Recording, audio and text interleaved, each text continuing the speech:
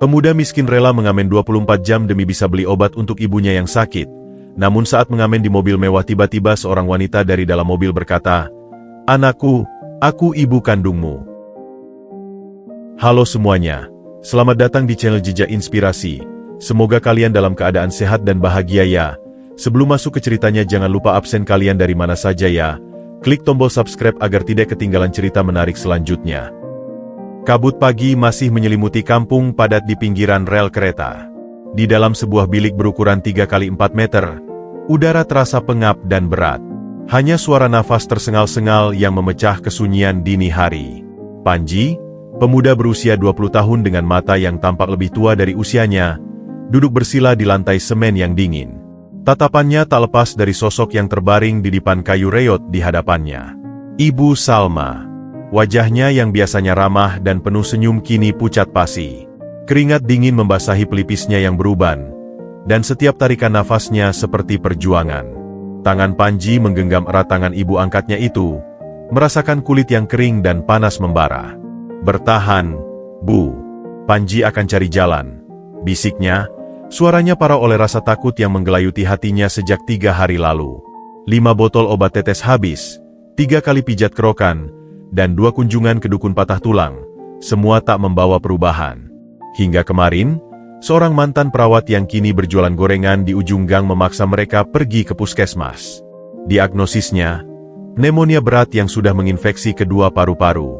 Dokter muda yang bertugas menyodorkan resep dengan nama obat yang asing di telinga Panji. Obat ini harus didapatkan di apotek besar, tidak ada di sini. Harganya sekitar 3 juta untuk satu rangkaian terapi. Kalau tidak diobati dengan tepat, kondisinya bisa. Suara dokter itu terhenti, tetapi matanya sudah menyampaikan segalanya.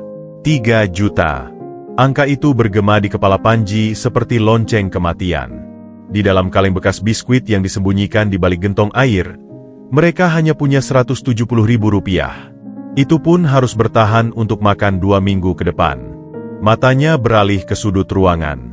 Bersandar di dinding bambu yang lapuk, ada sebuah gitar akustik dengan bodi yang penuh lecet dan beberapa senar yang sudah berkarat. Itu satu-satunya warisan berharga dari almarhum Karim, ayah angkatnya, seorang tukang becak yang 5 tahun silam tertabrak truk saat pulang mencari penumpang. Gitar itu pula yang selama setahun terakhir menjadi nyawa kedua Panji, membantunya mendapatkan receh untuk membeli beras dan telur. "Maafkan Panji, yah. Gitar peninggalan bapak akan Panji pakai lagi," gumamnya pelan, seolah meminta izin pada arwah sang ayah. Dengan hati berat, Panji membuka kaleng itu, mengambil selembar 20 ribuan untuk membeli air mineral dan bubur bagi ibunya. Sisanya, dia simpan di saku celana jeansnya yang sudah pudar. Dia menyiapkan sebuah kotak sepatu bekas yang akan jadi kotak amalnya. Sebelum pergi, Panji melakukan ritual paginya, merebus air, mengompres dahi Ibu Salma dengan handuk basah, menyuapi ibunya bubur meski hanya 2 sendok yang berhasil masuk, dan mengganti pakaiannya yang basah oleh keringat.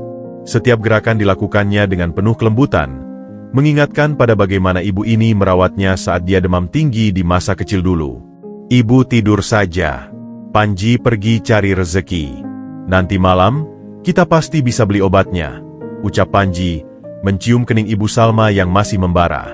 Mata Ibu Salma terbuka setengah, penuh dengan kepedihan yang bukan hanya fisik. "Jangan memaksakan diri, Nak. Ibu baik-baik saja."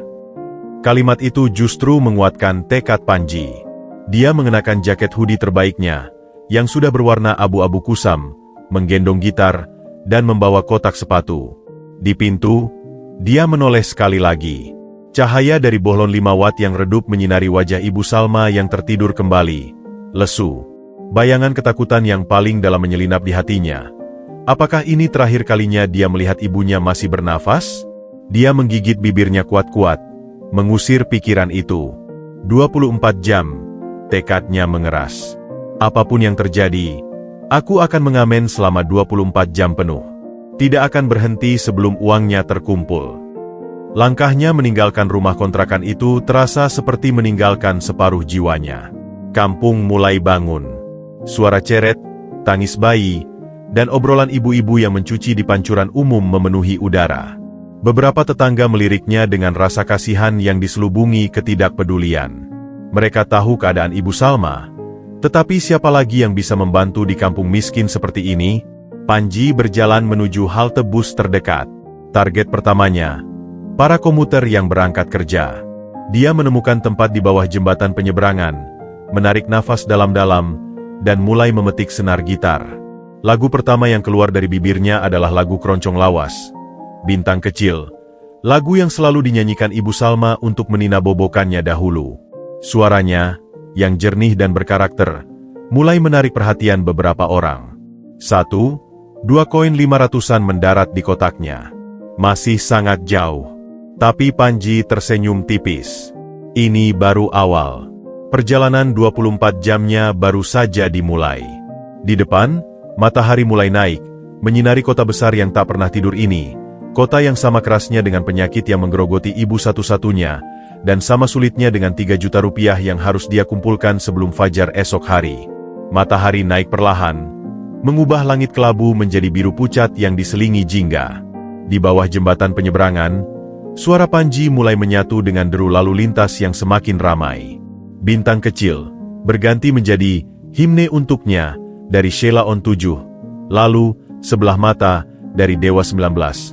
Lagu-lagu yang sering diputarkan warung kopi langganan ayah angkatnya dulu. Setiap lagu adalah potongan kenangan, dan setiap kenangan adalah bahan bakar untuk terus bertahan. Koin-koin terus berdatangan, tetapi lambat. 1.000, 500, kadang sekeping 200-an yang sudah jarang ditemui. Saat sebuah kertas 5.000-an mendarat lembut di kotak sepatunya oleh seorang ibu muda yang mendorong stroller, hati Panji berdesir haru. Dia membungkuk hormat. "Terima kasih, Bu." 5.000 itu berarti 10% dari harga sebungkus nasi kucing untuk Ibu Salma nanti. Jam menunjukkan pukul 9 pagi. Panji memutuskan pindah lokasi. Kaki pertamanya sudah mulai terasa pegal. Tetapi ini bukan apa-apa dibanding nafas tersengal Ibu Salma. Dia menuju kawasan kampus, berharap pada empati anak-anak muda. Di bawah pohon rindang di depan gerbang kampus negeri, dia mulai lagi. Kali ini dengan lagu-lagu folk yang sedang hits. Beberapa mahasiswa berhenti sebentar, mendengarkan, lalu menjatuhkan recehan sebelum berlalu. Seorang mahasiswi dengan kacamata tebal bahkan memberikan sebungkus roti dan botol air mineral. "Suaramu bagus, Mas. Semangat ya," ucapnya dengan senyum hangat sebelum bergegas masuk gerbang. Roti itu langsung dilahap Panji. Ini adalah makan pertamanya sejak semalam. Namun, bukan hanya empati yang dia dapatkan. Saat tengah hari tiba, terik matahari membakar kulitnya. Di sebuah perempatan dekat pusat perbelanjaan, nasibnya berubah. Seorang lelaki muda berjaket kulit, mengendarai motor sport, berhenti tepat di depannya sambil memaki. "Dasar pengamen nyebelin. Bikin macet aja. Ngemis pakai lagu. Mending kerja beneran. Loh!" teriaknya sebelum melesat pergi, meninggalkan asap knalpot dan luka di hati Panji. Beberapa orang yang menunggu lampu hijau melihat dengan ekspresi netral, ada yang bahkan mengangguk setuju. Panji menunduk, pipinya memerah. Tangannya terus memetik gitar, tetapi suaranya terdengar gemetar. Kata-kata itu menyayat. Dia tidak mengemis. Dia menawarkan seni, tenaga, suara. Tapi di mata banyak orang, dia tetap saja pengamen yang mengganggu. Rasa malu dan marah bergejolak, tetapi bayangan Ibu Salma yang terbaring lesu segera meredamnya. Dia menarik napas panjang, mengalihkan pandangan ke kotak amalnya. Uang kertas masih sangat sedikit, mayoritas masih koin. Perhitungan cepat di kepalanya. Jika terus seperti ini, dalam 24 jam mungkin dia hanya akan mendapat 300.000. Jauh dari 3 juta. Keputusasaan mulai mengintai. Bagaimana jika gagal? Bagaimana jika obat itu terlambat? Pikirannya melayang ke malam ketika Ibu Salma menggigil hebat, dan dia hanya bisa memeluknya sambil berdoa. Air mata panas menggenang di pelupuk matanya, tetapi dia cepat-cepat mengusapnya. Menangis tidak akan mengumpulkan uang. Menjelang sore, dia pindah lagi ke area perkantoran. Para pegawai yang pulang kerja, dengan wajah lelah, kadang lebih murah hati. Seorang bapak-bapak berbadan tambun dengan kemeja lengan pendek, bahkan memberikan uang 20 ribuan. "Untuk ibumu, ya nak. Semoga lekas sembuh," katanya sambil menepuk pundak Panji. Itu adalah pemberian terbesar hari ini, dan hampir membuat Panji terisak haru. Namun, keberuntungan tak berlangsung lama. Petugas ketertiban umum, Tibum, tiba-tiba berpatroli. Mana izinnya? Ngamen sembarangan bikin semrawut. Hardik seorang petugas. Panji yang ketakutan langsung berlari, memeluk gitarnya erat, kotak amal nyaris tumpah. Dia menyusuri lorong-lorong kecil, jantung berdebar kencang. Kejadian itu membuatnya kehilangan spot strategis dan menguras tenaga. Malam pun tiba. Lampu kota menyala, menawarkan wajah berbeda dari metropolis ini. Panji kini berada di depan sebuah mal mewah. Disinilah para orang berduit berkeliaran. Dengan sisa tenaga, dia menyanyikan lagu-lagu pop terbaru. Suaranya sudah sangat serak, jari jemarinya perih oleh senar gitar, dan kakinya seperti dijejali paku. Tapi kotak amalnya mulai terisi lebih banyak uang kertas. 5.000, 10.000. Seorang pasangan muda bahkan memasukkan uang 50.000 sambil berdecak kagum. Vokal lo keren, bro. Kayaknya cocok ikut audition, kata si lelaki. Harapan mulai bersemi. Mungkin, hanya mungkin, targetnya bisa tercapai. Dia menghitung kasar, mungkin sudah sekitar 800.000. Masih kurang 2 juta lebih. Dia harus bertahan sepanjang malam. Dinginnya malam mulai menusuk tulang. Panji hanya mengenakan jaket tipis. Di sebuah halte yang sepi, dia beristirahat sebentar, memakan roti pemberian mahasiswi tadi siang yang masih tersisa separuh. Pikirannya kembali ke Ibu Salma. Apakah ibu sudah minum obat penurun panas yang dia beli kemarin? Apakah ada tetangga yang baik hati menengok? Rasa bersalah karena meninggalkannya sendirian menghantamnya seperti palu godam. Dia melihat jam tangan plastiknya, pukul 2.47. Hampir 24 jam. Tubuhnya bagai mesin yang kehabisan oli. Setiap gerakan terasa sakit. Suaranya kini hanya bisikan serak yang nyaris tak terdengar. Tapi dia belum bisa berhenti. Masih ada waktu. Masih ada celah untuk 1 atau 2 lagu lagi sebelum target waktunya tercapai. Dengan langkah tertatih, dia menuju sebuah perempatan besar yang masih ramai dengan mobil-mobil meski larut. Ini usaha terakhirnya. Dia melihat sebuah mobil mewah hitam, sebuah Mercedes, berhenti di lampu merah. Dengan sisa-sisa keberanian dan harapan, dia menghampiri, memulai lagu terakhir yang bisa ia kumpulkan tenaganya, Ibu, dari grup musik Melly Guslau. Dan disinilah, di titik puncak kelelahan fisik dan mentalnya, di ambang putus asa namun masih mencengkeram harapan, takdir memutuskan untuk mengubah hidupnya selamanya. Jendela mobil hitam itu turun perlahan, dan seorang wanita tua dengan wajah yang dihiasi duka dan kerinduan puluhan tahun menatapnya, air mata berlinang. Suara Panji pecah di nada tinggi, "Kaulah bidadariku." Batuk kering menyela. Tenggorokannya terasa seperti diamplas, lidahnya kaku dan haus yang luar biasa. Tapi tangannya terus memetik gitar, menghasilkan melodi Ibu, yang meski parau, masih menyimpan sisa-sisa getaran emosi. Dia memejamkan mata, membiarkan dirinya larut dalam lagu, seolah sedang bernyanyi langsung untuk Ibu Salma yang terbaring sendirian di rumah kontrakan. Bayangan itu memberinya kekuatan untuk menuntaskan lagu, meski setiap kata adalah siksaan bagi pita suaranya. Saat dia membuka mata, jendela belakang Mercedes hitam yang mengilap itu sudah terbuka sepenuhnya. Dan di sana, dalam kabin yang tampak berhawa dingin dan terang, duduklah seorang wanita tua. Wanita itu bukan seperti sosok nenek-nenek yang biasa ditemui Panji di kampung. Rambutnya yang putih seperti kapas disanggul rapi ke belakang. Dia mengenakan blus lengan panjang dengan motif bunga-bunga halus dan kerah tegak. Wajahnya keriput, tetapi bukan keriput karena kemiskinan atau terik matahari. Keriputnya halus, seperti peta kehidupan yang ditelusuri dengan pensil lembut. Yang paling menusuk adalah matanya. Mata itu berwarna coklat tua, sama seperti mata Panji, dan di dalamnya berkumpul badai emosi yang tak terbendung. Keheranan yang mendalam, kesedihan yang menggunung, dan sebuah pengakuan yang meledak-ledak. Air mata mengalir deras di pipi yang keriput itu, tanpa suara, tanpa isak. Tatapannya menancap pada setiap fitur wajah Panji, alis tebal yang cenderung meruncing, hidung mancung dengan ujung yang sedikit membulat, bentuk bibir, bahkan lesung pipit di sebelah kanan yang sama. Panji terdiam membatu. Gitarnya berhenti berbunyi. Dunia di sekelilingnya, deru mesin, bunyi klakson, angin malam, seakan diserap ke dalam keheningan yang tiba-tiba tercipta di antara dirinya dan wanita asing itu. Kotak sepatu di tangannya terasa tiba-tiba sangat berat. "Maaf, Nek," ucap Panji akhirnya. Suaranya lebih parau dari biasanya karena bercampur kebingungan. Apakah lagu saya mengganggu? Mungkin nenek ini sedang berduka, pikirnya. Lagu, ibu, mungkin menyentuh luka lama. Wanita tua itu menggeleng pelan, sangat pelan. Tangannya yang berusia, dengan cincin emas polos di jari manis, terangkat gemetar. Bukan untuk memberikan uang, tetapi seolah ingin menyentuh wajah Panji yang terpisah oleh jarak dan kaca jendela. "Nona, kita harus jalan. Lampu sudah hijau," ucap sopir dari dalam, suaranya terdengar sayup. Wanita itu, Nyonya Marlina, seakan tidak mendengar. Bibirnya yang tipis bergetar sebelum akhirnya mengeluarkan suara. Suara yang lirih, bergetar, namun terasa membelah waktu. "Anakku," desisnya, seolah kata itu telah dipendam dan disimpan rapat-rapat selama 20 tahun. "Anakku, akulah ibu kandungmu." BRRRT. Bunyi klakson keras dari mobil di belakang Mercedes memekakan telinga, memecah momen itu.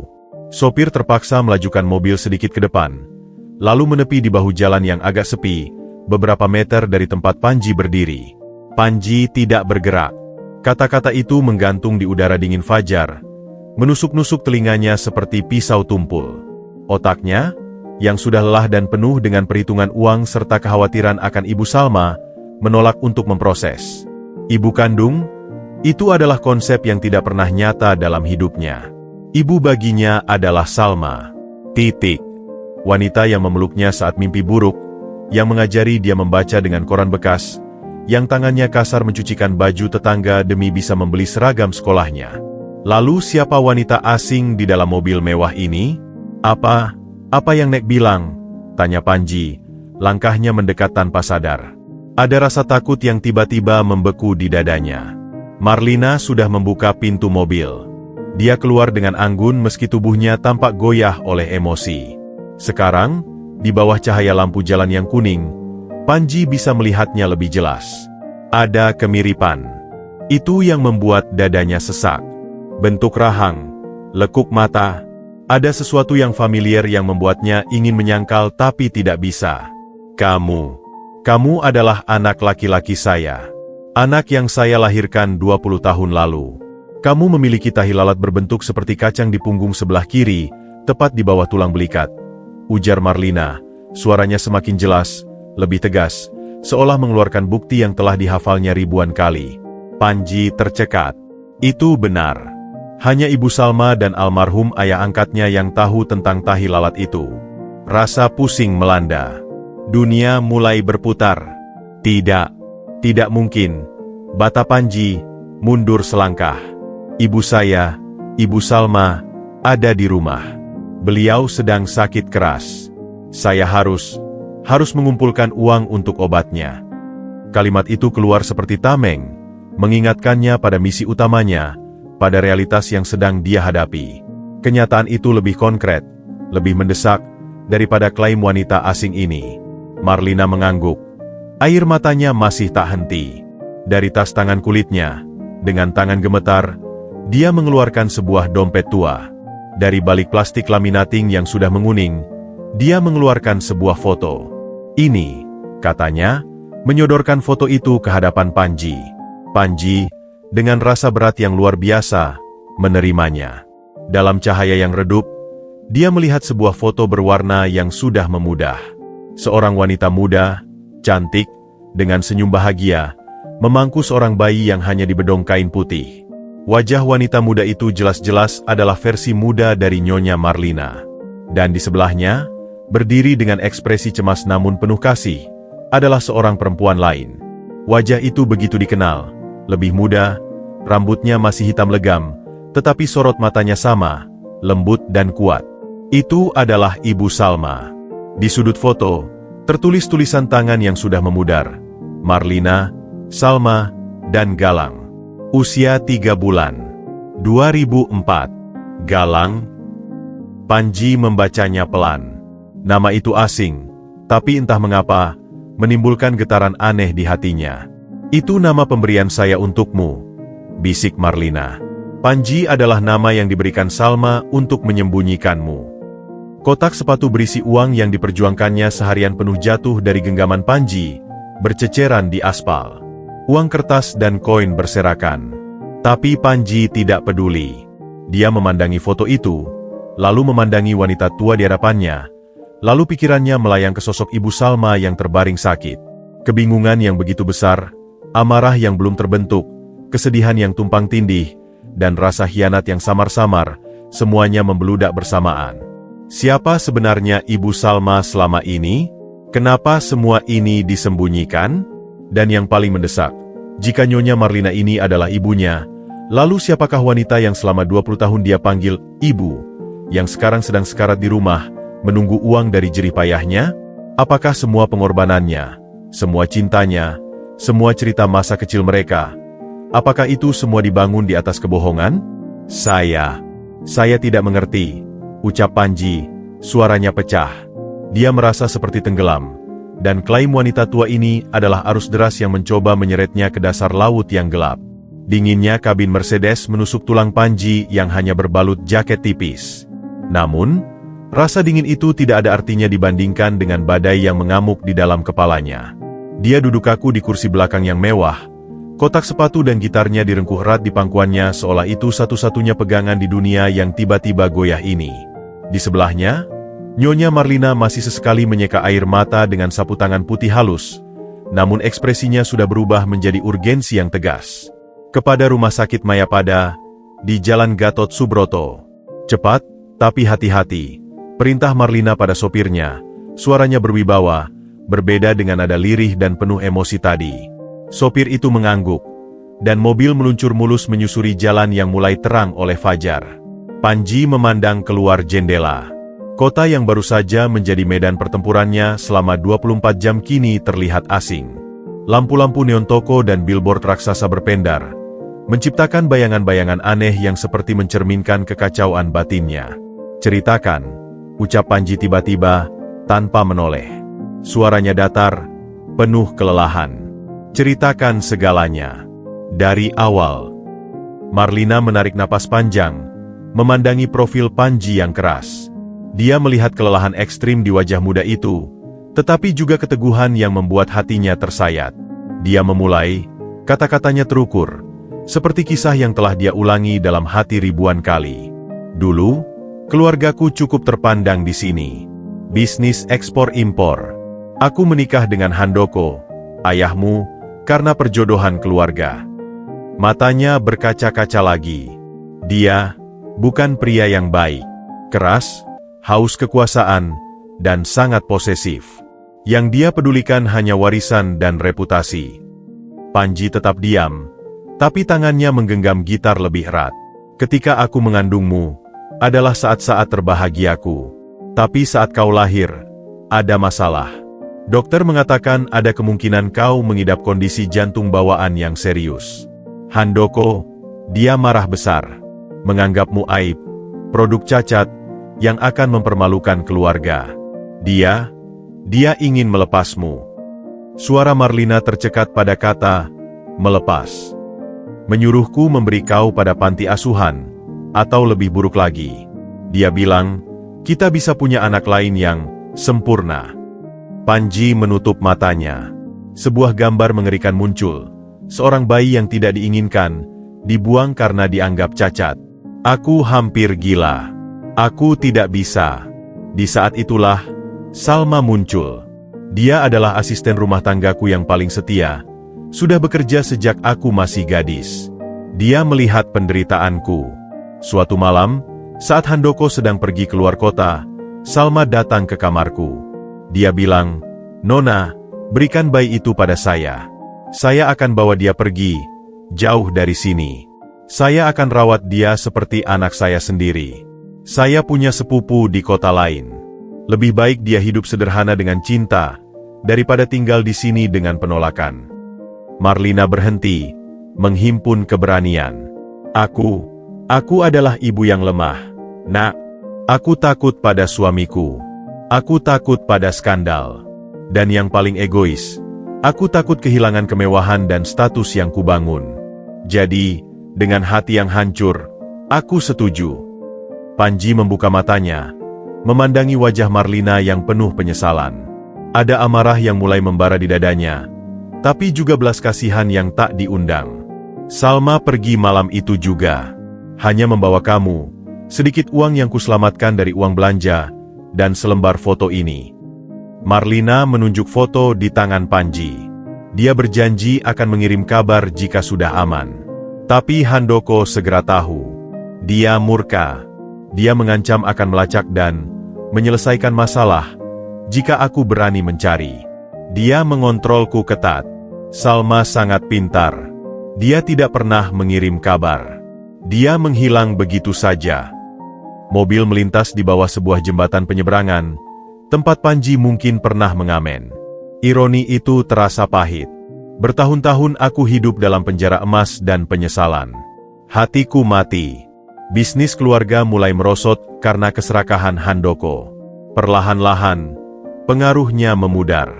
Lalu, 3 tahun lalu, dia meninggal karena serangan jantung. Marlina berkata dengan nada datar, tanpa rasa kehilangan. Setelah itu, baru aku bebas. Warisan yang tersisa tidak sebanyak dulu, tapi cukup untuk hidup layak dan untuk mencarimu. Aku menyewa detektif swasta, mencari Salma berdasarkan nama dan ingatanku tentang kampung halamannya dulu. Prosesnya lambat, seperti mencari jarum dalam jerami. Dia menoleh, menatap langsung mata Panji. Lalu, seminggu yang lalu, detektif itu memberikan laporan. Dia menemukan seorang wanita bernama Salma yang tinggal di kampung padat pinggiran rel, hidup miskin dengan seorang anak angkat yang bekerja serabutan, dan sedang sakit parah. Suara Marlina bergetar lagi. Mereka juga memberikan foto dari kejauhan. Dan saat aku melihat fotomu, hatiku langsung tahu. Itu anakku, Galangku. Wajahmu adalah perpaduan wajahku dan ayahmu. Nama saya Panji, kata Panji dengan keras, memotongnya. Nama, Galang, terasa seperti invasi terhadap identitasnya. Marlina mengangguk, menelan kekecewaan. Panji, maaf. Detektif itu juga melaporkan kondisimu yang terjepit, tentang biaya pengobatan Salma. Aku langsung menyiapkan segalanya. Dokter spesialis paru terbaik sudah menunggu di rumah sakit. Semua biaya akan aku tanggung. Aku berkeliling kota sejak kemarin, berharap bisa menemukanmu, tapi tidak tahu di mana. Hingga tadi, saat sopirku berhenti di lampu merah, dan aku mendengar suaramu. Dia tidak bisa melanjutkan. Mobil mulai melambat, memasuki gerbang rumah sakit modern yang megah. Kebenaran yang diungkap Marlina menggantung di antara mereka. Berat, kompleks, dan penuh luka lama. Panji memandangi foto itu lagi. Ibu Salma muda, dengan ekspresi protektif, berdiri di samping Marlina yang tampak rapuh. Dua wanita itu, dari dunia yang berbeda, bersatu oleh seorang bayi yang tidak bersalah. Jadi, ucap Panji pelan, suaranya serak karena kelelahan dan emosi. Ibu Salma, dia bukan mencuri aku. Dia menyelamatkan aku. Ya, bisik Marlina. Air matanya menetes lagi. Dia lebih berani dari aku. Dia adalah pahlawanmu. Dan pahlawanku juga. Dia melakukan apa yang tidak bisa kulakukan, memberimu kesempatan untuk hidup dan dicintai. Pintu mobil dibuka oleh satpam rumah sakit.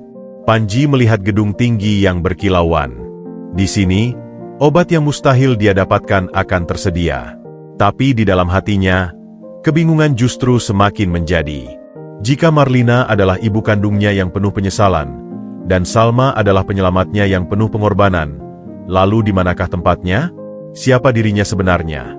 Galang, anak dari dunia mewah yang tertolak, atau Panji, anak pengamen dari ibu miskin yang mencintainya tanpa syarat? Dia menginjakkan kaki keluar mobil, tubuhnya limbung. Namun, sebelum rasa pusing itu menjatuhkannya, satu pikiran menguat di tengah semua kegaduhan ini, Ibu Salma akan selamat. Untuk saat ini, itu cukup. Untuk saat ini, itu satu-satunya kebenaran yang bisa dia pegang. Ruangan rumah sakit itu begitu asing dan menakutkan. Kesan steril, bau desinfektan yang menusuk, serta sorot lampu neon yang terang benderang membuat Panji merasa seperti masuk ke dalam dunia lain. Dia mengikuti Marlina dan seorang perawat menuju ruang Icu, sementara gitar dan kotak amalnya yang berantakan dititipkan di pos satpam. Setiap langkah terasa berat, dihantui oleh pengakuan Marlina dan oleh ketakutan akan kondisi Ibu Salma. Di depan pintu kaca ruang Icu, jantung Panji hampir berhenti. Melalui kaca itu, dia melihat Ibu Salma terbaring tak berdaya di tengah selimut putih, dikelilingi monitor yang berkedip-kedip dan selang infus yang menancap di lengannya yang kurus. Wajahnya tampak lebih pucat dan kecil dibandingkan saat dia tinggalkan. Namun, ada perbedaan. Ekspresi kesakitan yang mendalam telah sedikit mereda, berganti dengan ketenangan yang dibantu obat. Dokter spesialis yang sudah menunggu, seorang pria berambut perak bernama Dr. Arif, menjelaskan dengan tenang bahwa Ibu Salma telah menerima antibiotik intravena pertama dan oksigen.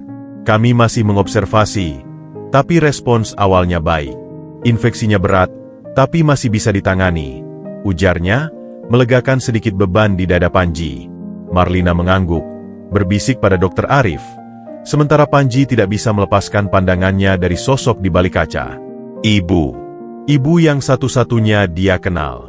Setelah melalui prosedur sanitasi ketat, Panji diizinkan masuk, hanya untuk beberapa menit. Marlina menunggu di luar, memberinya ruang. Suara desis mesin dan bunyi bip monitor memenuhi telinganya. Panji mendekati tempat tidur, lututnya terasa lemas.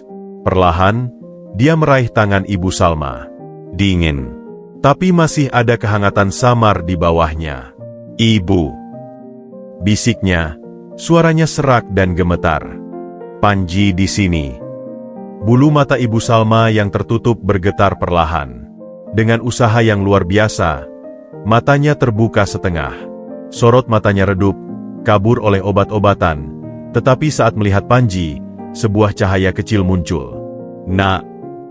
Suaranya seperti angin yang berbisik, nyaris tak terdengar. Jangan bicara, Bu. Istirahat saja. Ibu sudah di rumah sakit terbaik. Semua akan baik-baik-baik, ucap Panji, menekan tangannya dengan lembut. Air mata yang selama 24 jam dia tahan akhirnya meledak, mengalir deras di pipinya yang kotor oleh debu kota. Panji sudah berusaha. Tapi, ada seorang wanita. Dia bilang, dia ibu kandung Panji. Mata Ibu Salma melebar sedikit. Kejernihan sesaat muncul di antara kabut obat. Sebuah ekspresi yang kompleks, rasa takut, penyesalan, lalu akhirnya penerimaan, melintas di wajahnya. Dia mengangguk, sangat pelan. Sebuah isyarat yang mengkonfirmasi segalanya. Panji merasa dadanya seperti dihantam. Konfirmasi itu lebih menyakitkan daripada keraguan. Benar? Bisiknya, hancur. Ibu Salma mencoba mengangkat tangan, menyentuh pipi Panji. Maafkan, Ibu. Desisnya, setiap kata adalah perjuangan. Selamatkan kau. Dia, ibu kandungmu. Tapi, ibu sayang. Panji. Ibu Panji. Kalimat terakhir itu diucapkan dengan sebuah penekanan, sebuah klaim yang tulus dan penuh darah. Panji menangis terseduh-seduh, menempelkan wajahnya di tangan Ibu Salma yang kurus. Dalam kebingungannya yang mendalam, ada satu hal yang tetap jelas. Cinta di sentuhan tangan ini adalah nyata. Ini adalah cinta yang membesarkannya. Setelah beberapa menit, perawat memintanya keluar. Ibu Salma perlu istirahat total. Di ruang tunggu VIP yang sepi, Marlina duduk di sofa kulit. Dia menyodorkan segelas air dan sebuah sandwich pada Panji. Makanlah, kamu pasti kelelahan. Panji menerimanya, tetapi hanya menyesap air. Makanan terasa seperti pasir di mulutnya. Dia duduk di seberang Marlina, menjaga jarak. Kenapa? Tanya Panji tiba-tiba, suaranya datar. Kenapa baru sekarang? Kenapa setelah Ibu Salma sekarat baru ibu datang? Ada tudingan di nadanya. Marlina menunduk. Aku sudah mencari selama 3 tahun. Tapi seperti kataku, Salma sangat hati-hati. Dia tidak pernah menggunakan identitas asli untuk hal-hal administratif yang mudah dilacak. Tidak ada KTP, tidak ada BPJS, tidak ada rekening bank atas namanya. Hidupnya di bawah radar. Detektifku menemukannya lebih karena keberuntungan. Seorang tetangga lama dari kampung halamannya yang kebetulan pindah ke sini dan mengenalinya. Dia memandang Panji. Dan, aku takut. Takut. Takut kau membenciku. Takut melihatmu dan diingatkan pada pengkhianatanku. Takut kau memilih Salma dan menolakku. Seperti yang terjadi sekarang. Suaranya kecil, penuh kerapuhan. Panji diam. Dia tidak bisa menyangkal. Di hatinya, meski memahami cerita Marlina, amarah dan rasa terluka masih mendidih. Ibu Salma telah hidup dalam ketakutan dan kemiskinan, sementara ibu kandungnya ini hidup dalam kemewahan dan penyesalan. Itu tidak adil. Ceritakan tentang ibu Salma, pinta Panji. Kenapa dia mau melakukan itu? Membawa anak orang lain, menghilang, hidup susah. Marlina tersenyum getir. Salma, dia adalah orang yang paling berprinsip yang pernah ku kenal. Keluarganya miskin, tetapi mereka punya harga diri yang besar. Dulu, saat aku masih remaja dan sering dimanja, Salma sering menasihatiku tentang tanggung jawab. Dia bekerja pada kami karena ingin menyekolahkan adik-adiknya. Dia tidak pernah mengambil sepeser pun yang bukan haknya. Dia berhenti, memandang keluar jendela. Aku yakin, saat dia memutuskan membawamu, itu bukan hanya karena kasihan padaku atau padamu. Itu karena bagi Salma, membiarkan seorang bayi disia-siakan adalah dosa yang tak termaafkan. Dia lebih memilih menanggung beban seumur hidup daripada membiarkan ketidakadilan terjadi. Itulah Salma. Deskripsi itu cocok dengan segala yang Panji kenal. Ibu Salma memang begitu, keras pada prinsip, lembut pada orang yang dicintai. Dia mengajarkan Panji untuk jujur meski miskin, untuk tidak iri, dan untuk selalu berbagi meski sedikit. Bayangan masa lalu mulai membentuk gambaran yang lebih utuh. Seorang bayi yang tidak diinginkan, seorang ibu muda yang takut dan terjebak, dan seorang perempuan kuat dari kelas bawah yang mengambil alih tanggung jawab dengan keberanian yang luar biasa. Jadi, selama ini, dia selalu hidup dalam ketakutan? Takut ayahmu menemukan kami? Tanya Panji. Marlina mengangguk.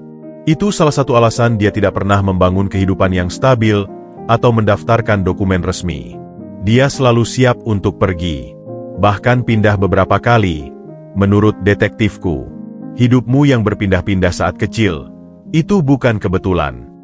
Potongan-potongan puzzle masa kecilnya yang selalu berpindah sekolah, rumah kontrakan yang selalu sederhana dan sementara, kini memiliki makna baru.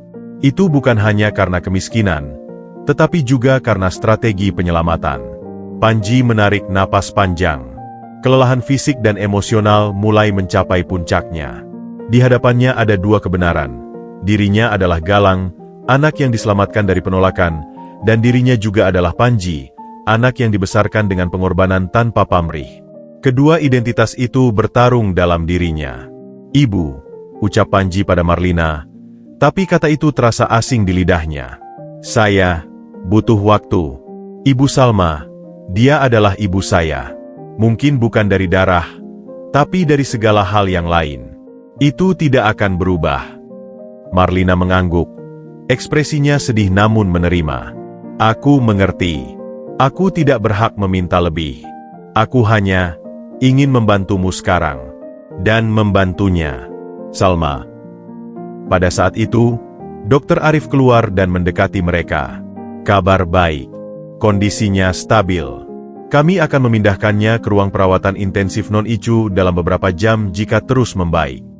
Sebuah kelegaan yang luar biasa menyapu Panji. Dia menutup mata, mengucap syukur dalam hati. Ibu Salma akan selamat. Misinya, meski berakhir dengan cara yang tak terduga, telah berhasil. Namun, saat dia membuka mata dan melihat kedua wanita di sekelilingnya, satu di balik kaca ruang ICU, satu duduk di hadapannya, dia tahu bahwa perjalanannya baru saja dimulai. Perjalanan untuk menyatukan bayangan masa lalu dengan realitas masa kini, dan mencari tahu di mana tempatnya di antara dua ibu yang sama-sama, dengan cara mereka masing-masing, telah kehilangan dan menemukannya. 3 hari berlalu seperti dalam kabut. Panji hampir tidak pernah meninggalkan rumah sakit. Dia tidur di kursi panjang di ruang tunggu, mandi seadanya di kamar kecil, dan makan dari nasi bungkus atau makanan yang dibelikan Marlina. Tubuhnya masih lelah. Tetapi kekhawatiran akan Ibu Salma perlahan-lahan mereda. Setiap jam, kondisinya membaik. Warna kembali ke wajahnya. Dan sesak napasnya berkurang drastis berkat obat-obatan berkualitas yang diberikan secara teratur. Ibu Salma kini sudah dipindahkan ke ruang perawatan biasa, sebuah kamar pribadi sederhana yang masih jauh lebih baik dari bilik mereka di kampung. Marlina menanggung semua biaya tanpa ragu. Dia selalu hadir pada jam-jam tertentu, membawa buah, susu, atau makanan sehat, tetapi selalu menjaga jarak yang sopan. Dia lebih banyak diam, mengamati Panji dan Ibu Salma dari kejauhan, seolah takut mengganggu keintiman yang sudah terbangun selama 20 tahun. Pada hari keempat, saat Ibu Salma sudah bisa duduk dan bercakap-cakap sebentar, Marlina meminta Panji untuk menemani dia ke kafetaria rumah sakit. Suasana di sana tenang, jauh dari suasana steril dan tegang di lorong-lorong perawatan. "Mau minum apa? Kopi? Teh?" tanya Marlina, mencoba bersikap normal. "Teh hangat saja, Nek," jawab Panji. Dia masih belum bisa memanggilnya Ibu. Panggilan itu hanya untuk satu orang di kamar lantai 3. Setelah duduk di sudut yang sepi dengan 2 cangkir teh, Marlina memasuki pokok pembicaraan dengan hati-hati. "Panji, aku sudah memikirkan banyak hal. Tentang kamu, tentang Salma, tentang masa depan." Panji menatapnya, waspada. "Aku tahu, tidak ada yang bisa menggantikan 20 tahun yang hilang. Aku tidak berharap itu. Tapi, aku ingin membantumu. Secara nyata." Dia meraih tasnya dan mengeluarkan selembar brosur. "Ini perusahaan keluarga kecilku. Dulu bisnis ekspor-impor, sekarang lebih ke logistik dan gudang. Suamiku, Handoko, yang menjalankannya dulu, dan banyak yang salah urus. Tapi intinya masih berjalan. Aku butuh orang yang bisa dipercaya." Panji melihat brosur itu tanpa menyentuhnya. Gambar gedung perkantoran kecil namun rapi. "Aku ingin menawarkanmu pekerjaan di sana. Bukan sebagai office boy, tapi sebagai staf. Kamu bisa belajar dari bawah, mengelola administrasi, atau bagian operasional. Gajinya cukup untuk menghidupi kamu dan Salma dengan layak." Marlina berhenti, menatap mata Panji. Dan, ada satu hal lagi. Inilah bagian yang membuat Panji tegang. "Rumah kontrakanmu, menurut laporan detektif, kondisinya sangat tidak layak. Lembab, dekat rel, dan sempit. Itu tidak baik untuk pemulihan Salma, apalagi dengan riwayat paru-parunya." Marlina mengeluarkan foto-foto properti dari tabletnya. "Aku sudah melihat beberapa apartemen kecil dan rumah susun yang layak, dekat dengan fasilitas kesehatan. Aku ingin membelikan satu untuk kalian, atas nama Salma, sebagai terima kasih, dan sebagai jaminan masa depannya." Tawaran itu seperti mimpi. Pekerjaan tetap, rumah yang layak. Segala kesulitan finansial yang menghantui mereka selama ini seolah akan lenyap dalam sekejap. Panji bisa merasakan godaan itu, seperti magnet yang menarik setiap serat keinginannya untuk memberikan kehidupan yang lebih baik untuk Ibu Salma. Tapi kemudian Marlina melanjutkan, dan nada suaranya berubah menjadi lebih personal, lebih penuh harap. "Dan, aku memiliki rumah yang agak besar di daerah Menteng. Sepi sejak Handoko meninggal. Ada banyak kamar. Aku berharap kamu mau tinggal bersamaku di sana. Sebentar saja, agar kita bisa saling mengenal. Kamu bisa tetap bekerja di perusahaan, dan pada akhirnya, kamu bisa mengambil alih sebagian tanggung jawab. Belajar menjadi ahli waris yang baik." Kata-kata itu menggantung di udara. Ahli waris. Tinggal bersamaku. Panji melihat bukan hanya pada tawaran materi, tetapi pada sebuah kehidupan alternatif yang tiba-tiba terbentang di hadapannya. Sebuah kehidupan sebagai Galang, anak dari keluarga terpandang, meski sudah merosot, tinggal di rumah mewah, memiliki karir, dan masa depan yang terjamin. Namun, di balik tawaran itu, Panji merasakan sebuah permintaan terselubung yang besar. "Tinggalkan kehidupan lamamu. Tinggalkan identitasmu sebagai Panji, anak kampung pinggiran rel. Masuklah ke dalam duniaku. Jadilah anakku yang sesungguhnya." "Apa tentang Ibu Salma?" tanya Panji, suaranya datar. Salma tentu saja akan tinggal di rumah barunya, dengan segala kenyamanan. Kamu bisa menjenguknya kapan saja. Aku bahkan akan menyediakan mobil dan supir untukmu. Atau, Marlina ragu. Jika dia mau, dia bisa tinggal di paviliun belakang rumahku. Tapi aku rasa, dia mungkin lebih nyaman di tempatnya sendiri. Panji mengerti. Marlina tidak mengusir Ibu Salma, tetapi dia secara halus memisahkan mereka. Memisahkan Panji dari sumber identitas lamanya. Dan jika saya menolak, jika saya ingin tetap tinggal dengan Ibu Salma, di rumah baru itu, dan bekerja biasa saja, bukan di perusahaan ibu? Tanya Panji, mengetes batas. Ekspresi Marlina sedikit berubah. Sedikit kekecewaan, sedikit ketidakpercayaan bahwa tawaran seperti ini bisa ditolak. Tentu, itu hakmu. Bantuan untuk rumah dan pengobatan tetap akan kuberikan. Itu tidak tergantung pada penerimaanmu. Tapi, pikirkanlah, Panji. Ini kesempatan untuk mengubah nasibmu sepenuhnya. Kamu bisa menjadi seseorang. Tidak perlu lagi mengamen di jalanan. Tidak perlu khawatir tentang besok.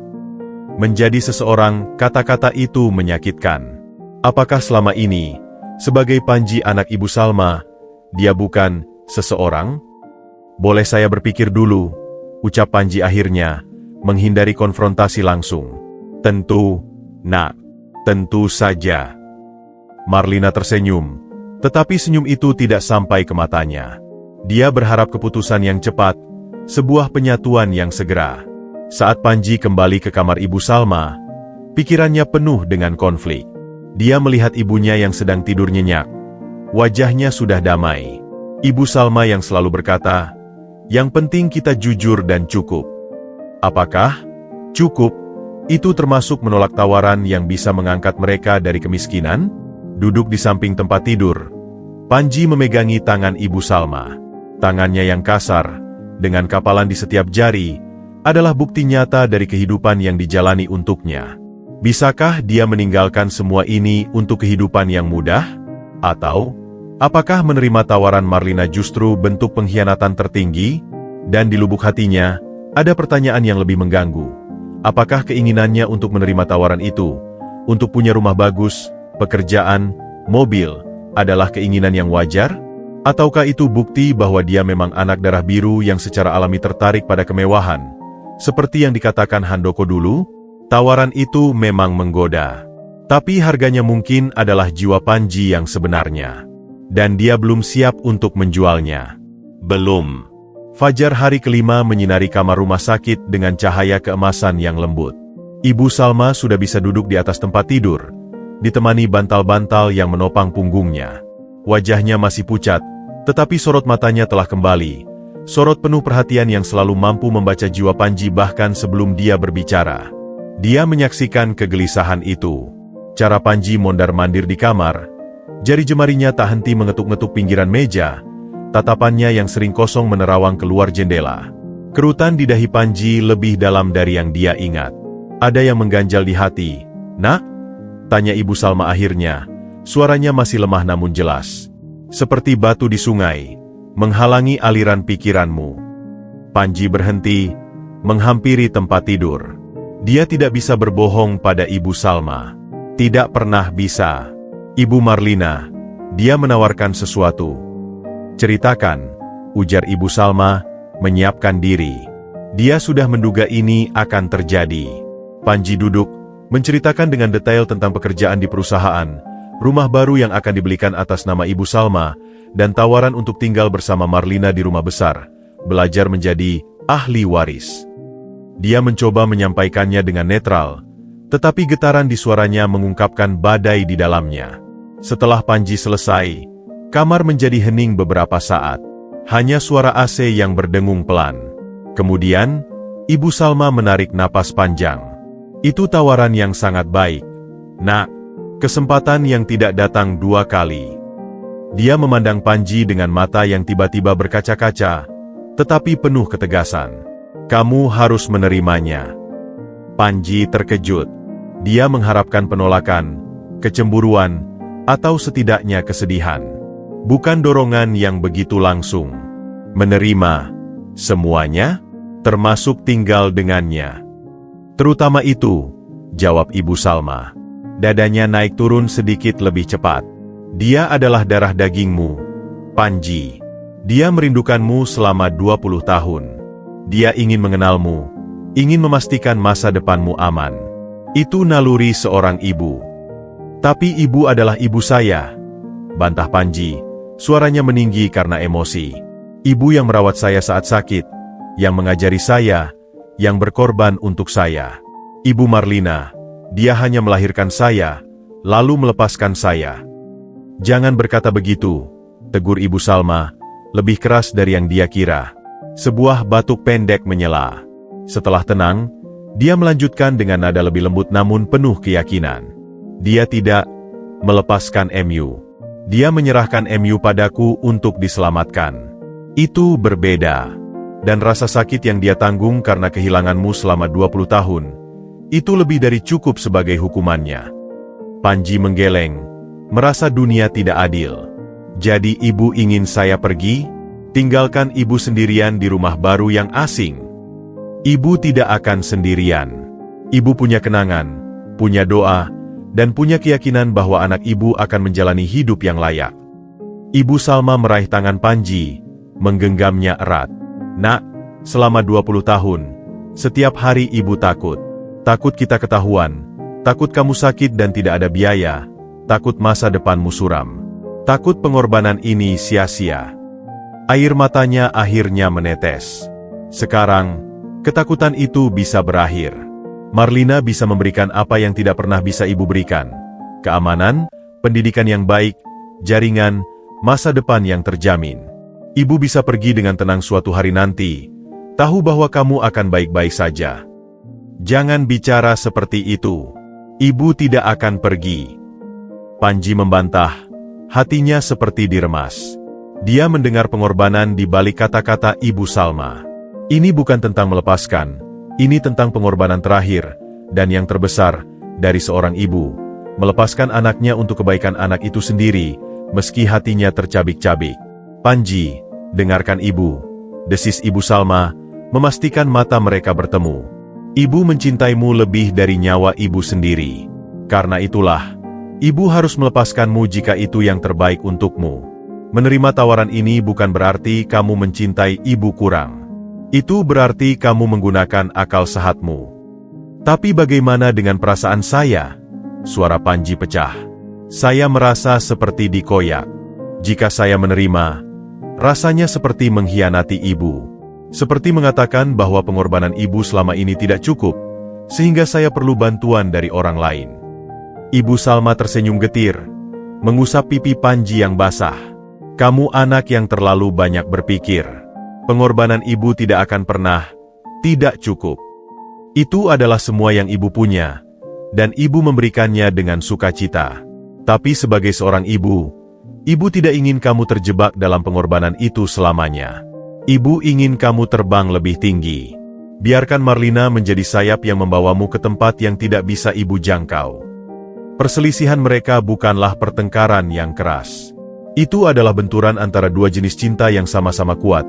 Cinta Panji yang ingin membalas budi dengan setia dan menjaga, dan cinta Ibu Salma yang ingin berkorban sekali lagi dengan melepaskannya. Ibu tidak mengerti, bisik Panji, menundukkan kepala. Saya takut menjadi orang asing di rumah mewah itu. Takut melupakan dari mana saya berasal. Takut menjadi seperti ayah saya yang dulu, orang yang menolak saya. Ibu Salma mendekap kepala Panji ke dadanya, membiarkannya menangis seperti anak kecil. Kamu tidak akan pernah melupakan, nak. Darahmu mungkin sebagian darinya, tapi jiwa dan hatimu terbentuk di sini, di pangkuan ibu yang miskin ini. Dan kamu bukan ayahmu. Kamu adalah Panji, anak yang ibu besarkan. Dengan cerita kejujuran dan kerendahan hati, bawalah itu kemanapun kamu pergi. Itulah warisan ibu yang sesungguhnya. Percakapan itu berakhir dengan kelelahan emosional yang mendalam. Panji tidak memberikan jawaban. Dia hanya terus mendekap Ibu Salma, mencari kenyamanan pada detak jantung yang sudah begitu dikenalnya. Marlina, yang tanpa sengaja mendengar separuh percakapan dari balik pintu yang terbuka sedikit, menarik diri dengan perasaan campur aduk. Dia melihat betapa dalamnya ikatan antara Panji dan Salma, ikatan yang tidak akan pernah bisa dia patahkan atau gantikan. Dan dia menyaksikan kebesaran hati Salma, yang membuatnya merasa semakin kecil dan egois. Tawarannya, yang tulus dimaksudkan untuk membantu, tiba-tiba terasa seperti sebuah alat pemisah yang tumpul. Konflik ini tidak akan selesai dengan keputusan sederhana. Ini adalah luka yang harus sembuh, sebuah transisi yang harus dilakukan dengan lembut. Dan di tengahnya, Panji harus menemukan jawabannya sendiri. Apakah menerima tawaran itu adalah bentuk keberanian untuk maju, atau pengkhianatan terhadap akar yang telah memberinya kehidupan? Apakah menolaknya adalah kesetiaan, atau ketakutan untuk berubah? Di ranjang sakit itu, di antara bisikan penuh cinta dan air mata kepergian, sebuah ujian terbesar bagi jiwa Panji baru saja dimulai. Suasana yang mulai tenang di kamar rumah sakit pecah, ketika seorang lelaki berpakaian necis dengan setelan jas slim fit berwarna abu-abu muncul di pintu. Rambutnya tertata rapi, kacamata frameles menempel di wajahnya yang tajam dan penuh perhitungan. Dia membawa sebuah karangan bunga anggrek yang mahal dan ekspresi yang terlalu manis untuk dipercayai. "Marlina, Tante, akhirnya ketemu. Dengar-dengar dari sekretaris ada keluarga di rumah sakit, saya langsung buru-buru ke sini," ucapnya dengan suara ramah namun terukur. Matanya yang cerdik langsung beralih ke Panji yang sedang duduk di samping tempat tidur, menyapu Panji dari ujung kepala hingga kaki dengan sekali pandang yang cepat dan menghakimi. "Dan ini pasti keponakan baru kita." Marlina, yang sedang duduk di kursi dekat jendela, terlihat sedikit kaget dan tidak nyaman. "Rendra, kamu tidak perlu repot-repot." "Siapa bilang, Tante? Keluarga sedang ada masalah. Masa saya tidak datang?" Rendra, 35, meletakkan karangan bunga di meja, lalu mendekat ke arah Panji dengan tangan terulur. "Rendra, sepupu, maksud saya, keponakan Marlina. Atau lebih tepatnya, anak dari adik sepupu ayah Handoko dulu. Tapi kita anggap keluarga saja." Panji berdiri dengan ragu, menjabat tangan Rendra yang kuat dan agak mencengkeram. "Panji. Panji. Nama yang sederhana," ujar Rendra, tersenyum. Matanya berbinar dengan cahaya yang membuat Panji takut. "Dengar-dengar kamu adalah anak kandung Marlina yang hilang? Luar biasa. Seperti di sinetron saja."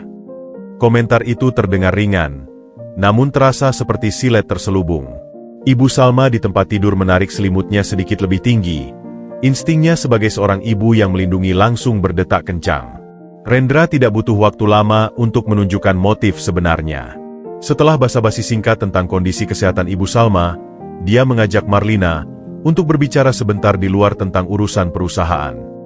Dari balik pintu kaca yang tertutup, Panji bisa melihat gestur tubuh Rendra yang agresif, berbicara cepat, sementara Marlina berusaha tenang tetapi terlihat semakin tidak nyaman. Setengah jam kemudian, Marlina kembali sendirian, wajahnya sedikit pucat.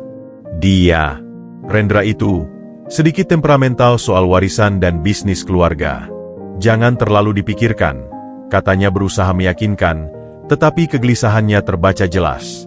Namun, Rendra bukan tipe yang menyerah setelah satu serangan.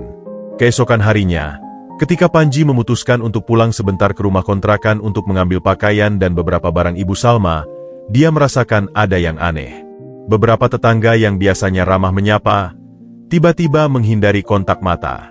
Ibu Sum, tetangga depan yang biasa meminimi Panji, malah cepat-cepat menutup pintunya saat melihat Panji mendekat. Keraguan Panji terjawab ketika dia bertemu dengan Pak RT di ujung gang. Pak RT yang biasanya baik, kali ini berbicara dengan sikap enggan. "Panji, kamu baik-baik saja ya? Kemarin ada orang datang, ngaku-ngaku dari dinas sosial, nanya-nanya tentang kamu dan ibumu.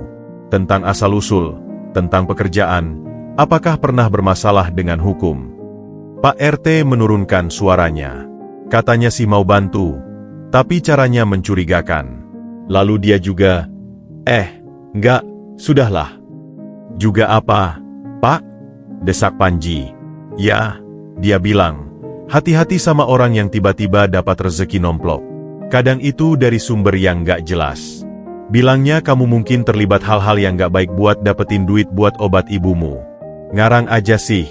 "Ya, tapi kamu tahulah, Di kampung begini, omongan cepat nyebar.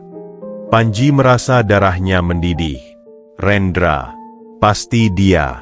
Dia menggunakan cara licik untuk mengisolasi mereka, meracuni lingkungan dengan keraguan. Konflik semakin memanas ketika Panji kembali ke rumah sakit. Sebuah amplop coklat tanpa nama menunggunya di pos satpam.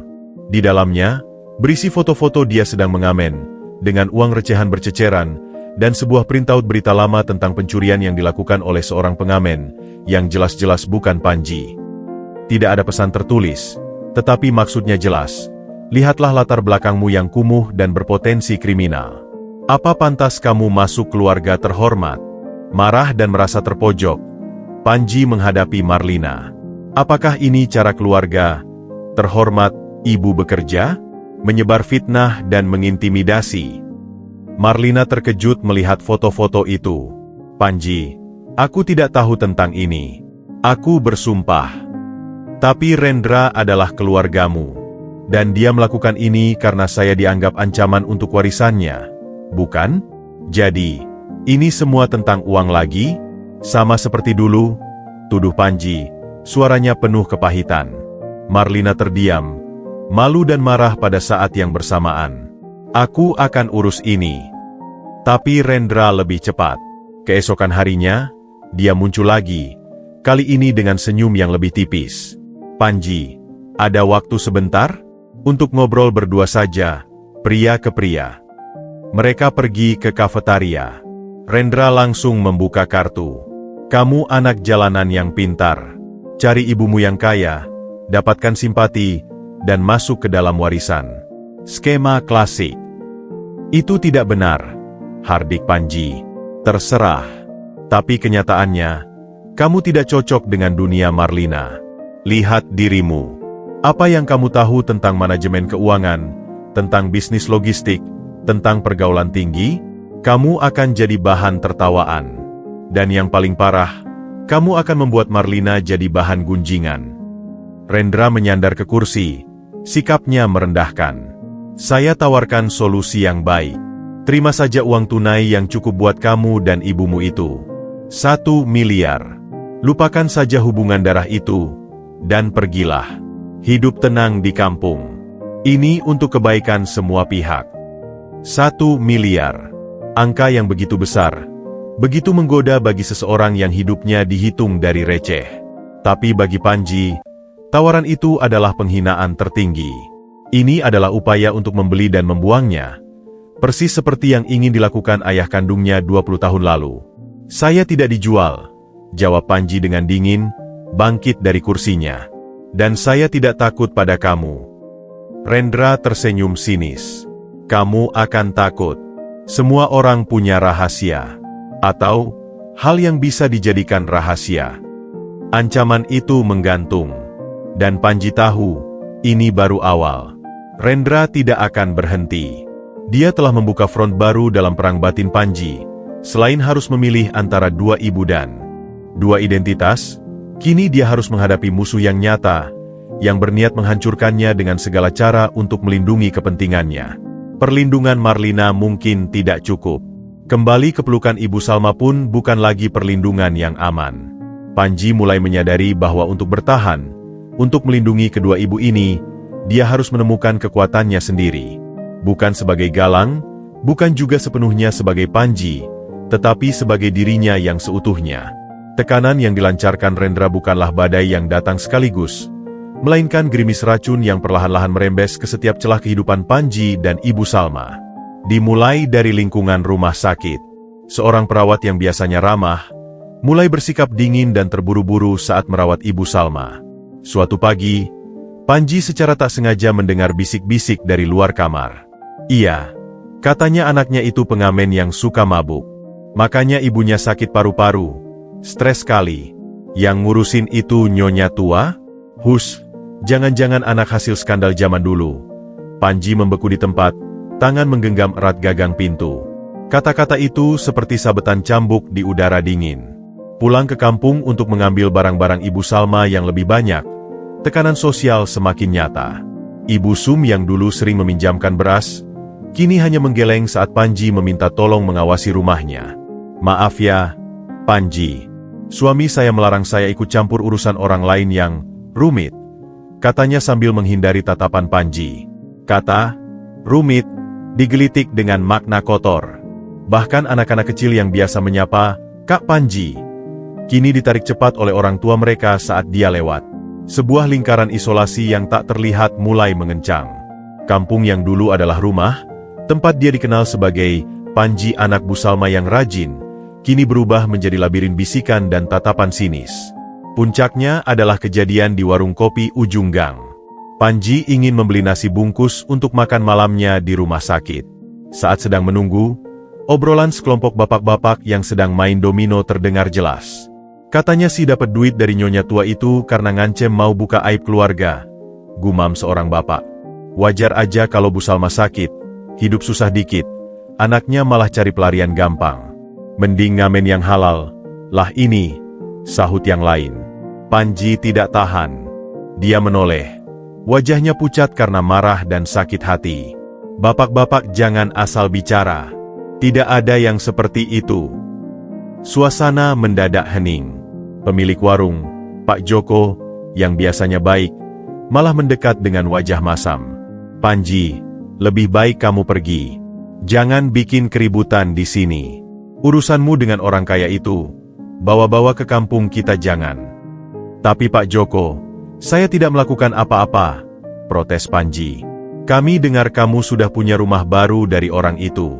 Kalau memang sudah naik kelas, ya tinggallah di sana. Jangan balik ke sini bawa masalah.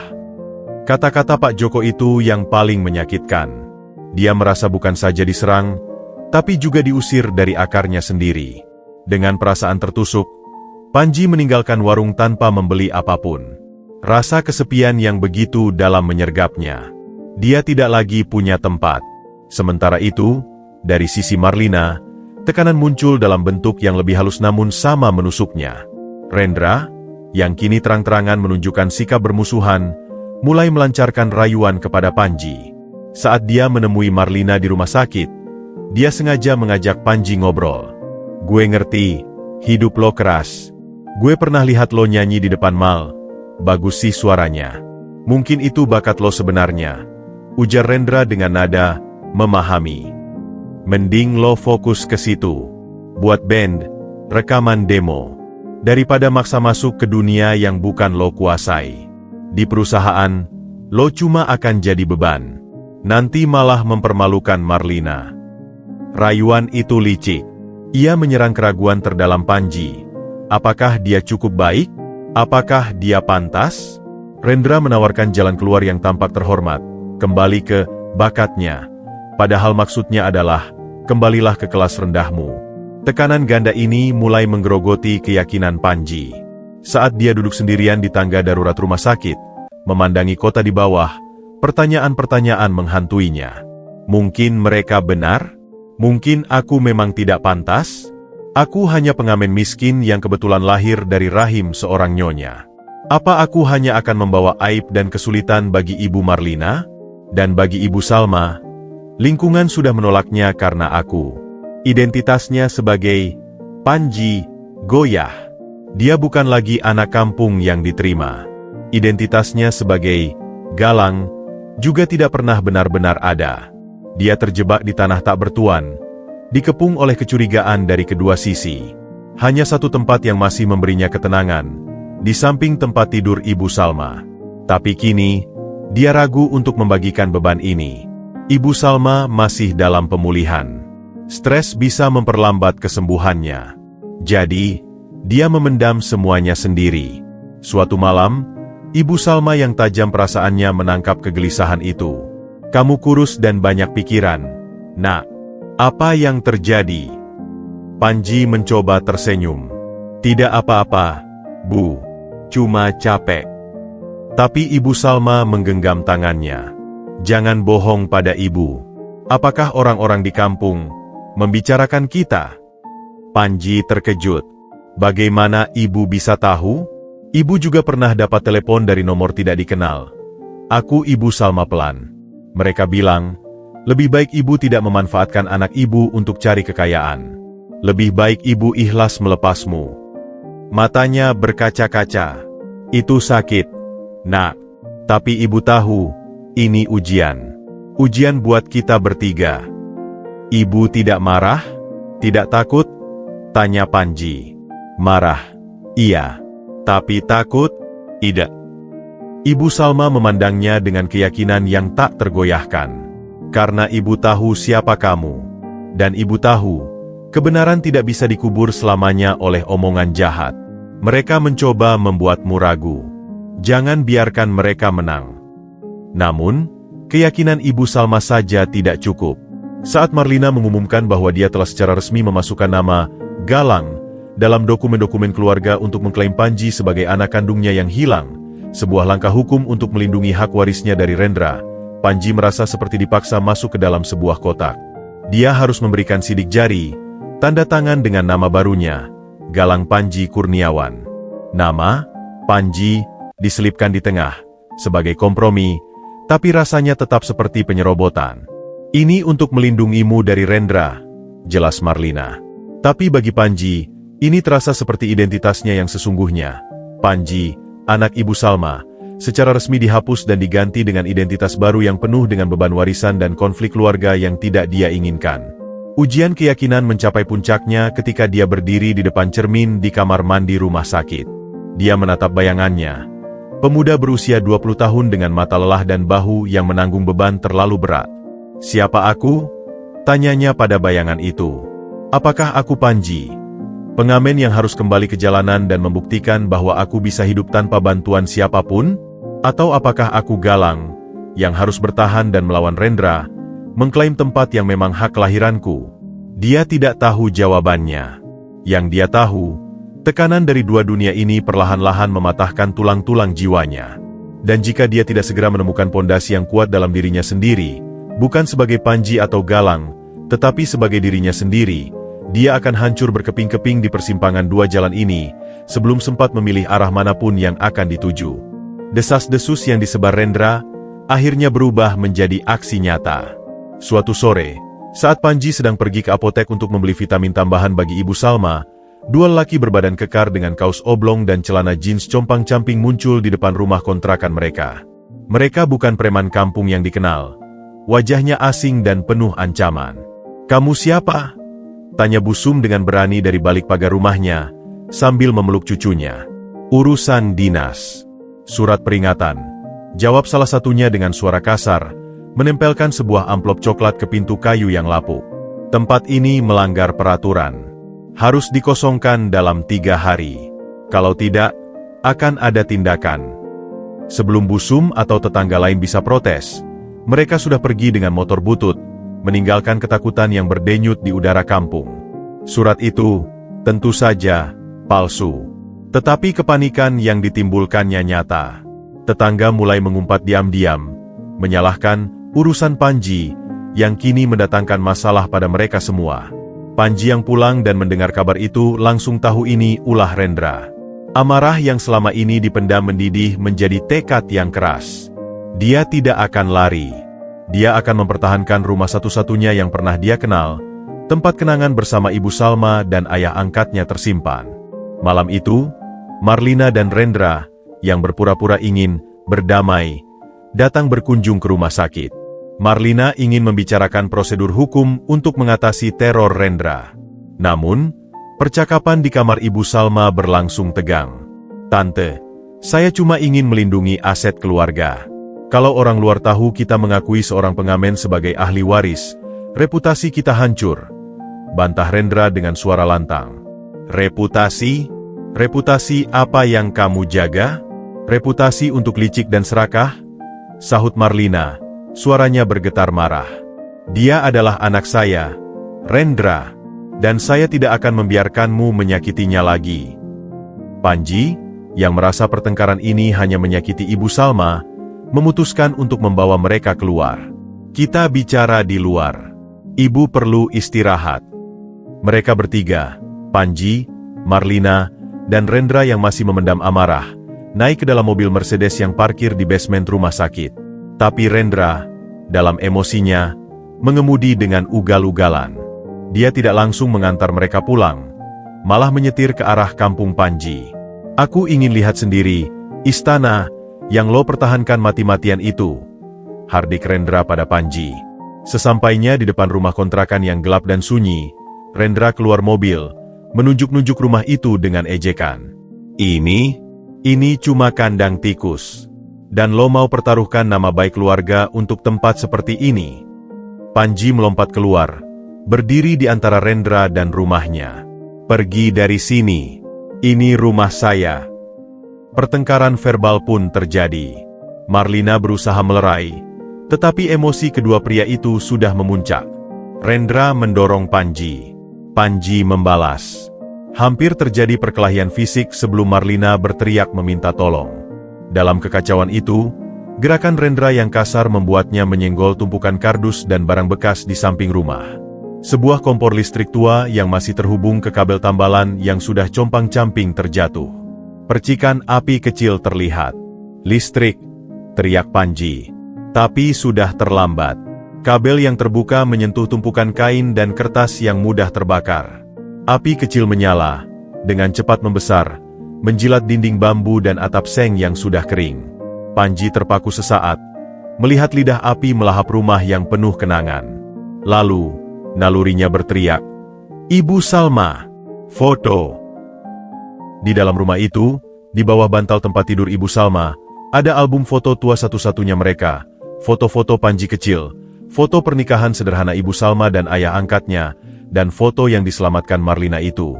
Tanpa pikir panjang, Panji membuka pintu yang sudah mulai dimakan api dan menerobos masuk. Asap tebal langsung memenuhi paru-parunya. "Panji, keluar!"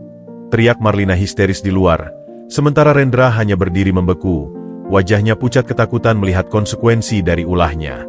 Di dalam, Panji merangkak di lantai, menghindari asap. Matanya perih.